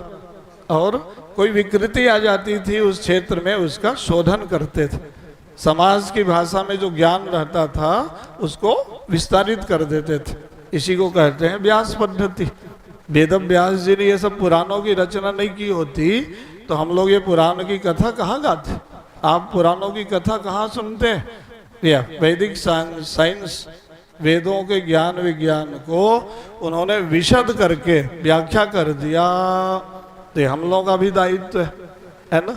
तो इस दायित्व के पालन में सब लोग और ज़्यादा आगे बढ़ो। आप व्यासपीठ से मैं मंगल कामना करता हूँ कि ऐसे पावन क्षेत्रों में और ज़्यादा हम लोग आगे बढ़ें, ज़्यादा काम करें, जिससे आपका भी नाम इतिहास में अमर हो जाए। युगों युगों तक इनकी गाथा को क्यों गाया जा रहा है? पूरे विश्व में गाया जा रहा है। पुराणों की कथा भारत में ही होता है ऐसा नहीं है, जहाँ चले जाओ आप, या पूरे विश्व में व्यास जी की वाणी गूंज रही है, या वेद व्यास जी बोल रहे हैं। यही तो काम करना है। आप भी ऐसा काम करते रहो, आपको भी लोग बार बार स्मरण करें, है ना। तो कल अब कथा सुनोगे। चलो अब समय पर्याप्त हो गया। हर आदमी का नज़र अब घड़ी की तरफ, तो काम जो है अब ज़्यादा बिगड़ जाएगा। हम तो पुराने वक्ता हैं, हम बोलते ही रह जाएंगे आपके पास, है। तो समय सीमा में चलो अब महाआरती करते हैं। कल फिर आप कथा सुनोगे। 7वें स्कंद में नृसिंह भगवान की कथा, प्रहलाद जी का चरित्र। 8वें स्कंद में गजेंद्र मोक्ष की कथा। और क्या कथा सुनेंगे कल? समुद्र मंथन में भगवान के विविध अवतार, फिर वामन जी का अवतार, फिर जो है भगवान राम का चरित्र। तो बड़ी कथा है भागवत कथा में, व्यापक विस्तारित कथा। कल बच्चों का यहाँ बहुत बढ़िया उपनयन संस्कार भी है, उसमें फिर वामन भगवान का भी उपनयन संस्कार है। तो बच्चा बढ़िया संयोग है। कल वामन जी की कथा में उपनयन संस्कार की बात आती है। तो उस दिन कल 3 बच्चों का यहाँ जनेऊ संस्कार व्रतबंध समारोह का भी आयोजन है। उसमें भी आप सब लोग सम्मिलित हों।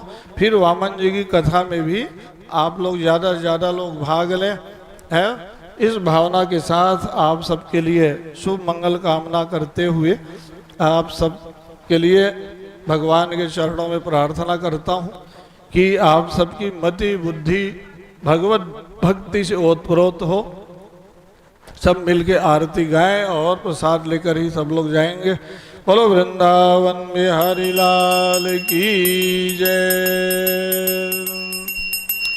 राधे राधे गोविंद गोविंद राधे राधे राधे गोविंद गोविंद राधे राधे राधे गोविंद गोविंद राधे राधे राधे गोविंद गोविंद राधे गोविंद राधे बोलो गोपाल राधे गोविंद राधे बोलो गोपाल राधे राधे राधे गोविंद गोपाल राधे राधे राधे गोविंद गोपाल राधे राधे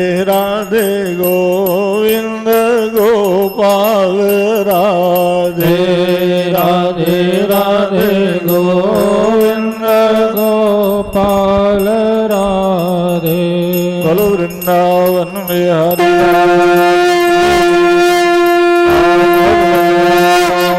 की जय। यज्ञ नारायण भगवान की।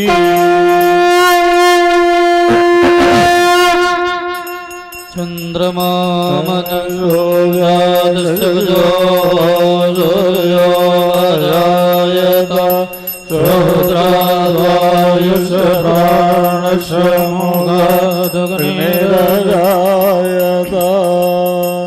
जय जगदीश हरे स्वामी जय जगन्नाथ हरे। भक्त जनों के संकट दास जनों के संकट क्षण में दूर करे। प्रभु जय जगदीश हरे। जो जावे फल पावे दुख बिन से मन का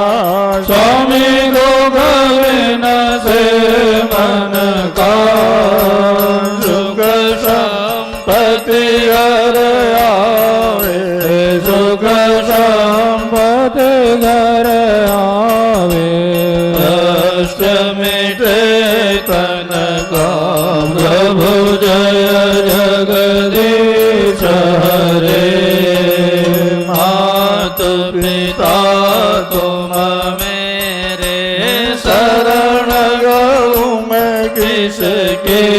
स्वामी शरण गहूँ मैं किसके।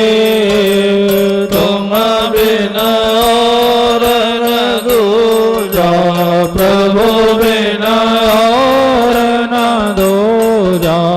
आस करो मैं जिसकी प्रभु जय जगदीश हरे। तुम पूर्ण परमात्मा तुम अंतर्यामी। स्वामी तुम अंतर्यामी। पार ब्रह्म परमेश्वर पार ब्रह्म परमेश्वर।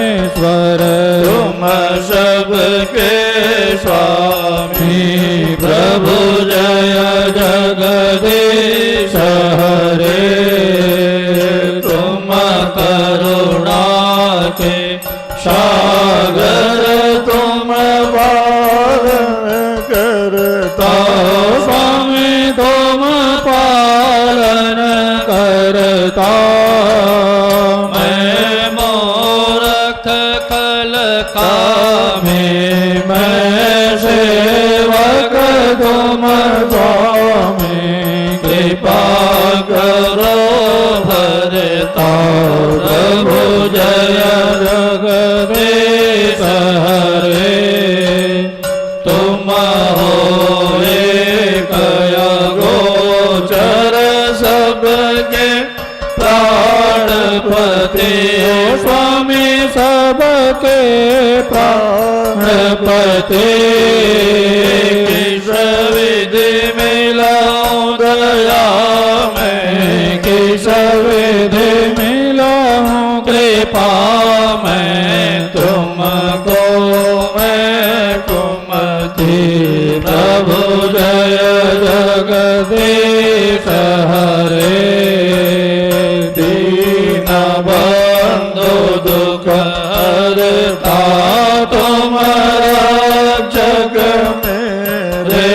स्वामी तुम ठाकुर मेरे। अपने हाथ उठाओ करुणा हस्त बढ़ाओ। द्वार पड़ो तेरे प्रभु जय जगदीश हरे। विषय विकार मिटाओ पाप हरो देवा। ओ स्वामी कष्ट हरो देवा। श्रद्धा भक्ति बढ़ाओ। श्रद्धा प्रेम बढ़ाओ। संतन की सेवा प्रभु जय जगदीश हरे। जय जगदीश हरे। स्वामी जय जगन्नाथ हरे। स्वामी जय जगन्नाथ हरे। स्वामी जय गोपाल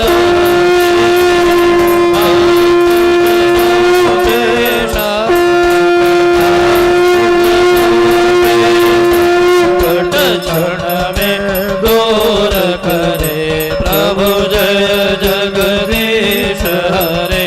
स्वामी जय जगन्नाथ हरे। कर्पूर गौरम करुणावतारम संसार सारं भुजगेन्द्रहारं सदा वसन्तं हृदयारविन्दे भवं भवानी सहितं नमामि। भवं भवानी सहितं नमामि। आरार्धिक्यम् आचमनीयं जलं समर्पयामि परिक्रमायां मां एतद्गृहाणि प्रचुरं दिदृगाहस्तानि गङ्गिणः ते भागुं सहस्रयोजने वदन्वानि तन्मसि आरार्धिक्यम् आचमनीयं जलं समर्पयामि नैवेद्यं निवेदयामि नाभ्यायाशिरदन्तरिक्षगुं विष्णोर्दौः समवर्तत पद्भ्यां भूमिर्दिसहस्रोता तथा लोकान् अकल्पयन्नाचमनीयं जलं समर्पयामि। बाकी सभी अपने स्थान पर हाथ जोड़कर भागवत भगवान से प्रार्थना कर लें।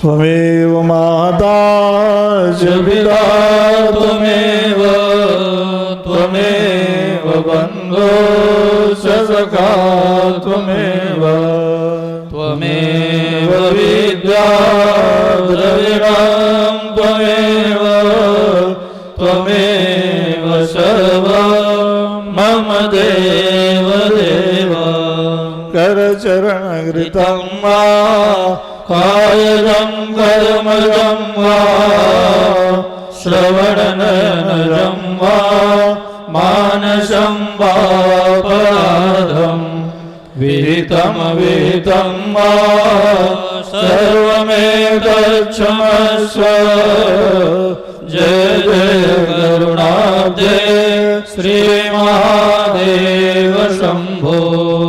करारविन्देन पदारविन्दं मुखारविन्दे विनिवेशयन्तं वटस्य पत्रस्य पुटे शयानं बालं मुकुन्दं मनसा स्मरामि। कायेन वाचा मनसेन्द्रियैर्वा बुद्ध्यात्मना वानुसृतस्वभावात् करोमि यद्यत् सकलं परस्मै नारायणायेति समर्पयामि। जानामि पूजनमां नहि शास्त्रसिद्धं शक्तिस्तु ते परिचिता मम सर्वतस्य पुष्पाञ्जलिर्भगवतः शरणाब्जयोस्ते सन्दीयते प्रतिगृहान् न विसेज्य दोषान्। नाना सुगन्धि पुष्पाणि यथा कालोद्भवानि च पुष्पाञ्जलिर्मया दत्तं गृहाणां परमेश्वर मन्त्रपुष्पाञ्जलिं समर्पयामि। श्रीपुराणपुरुषोत्तमाय नमः।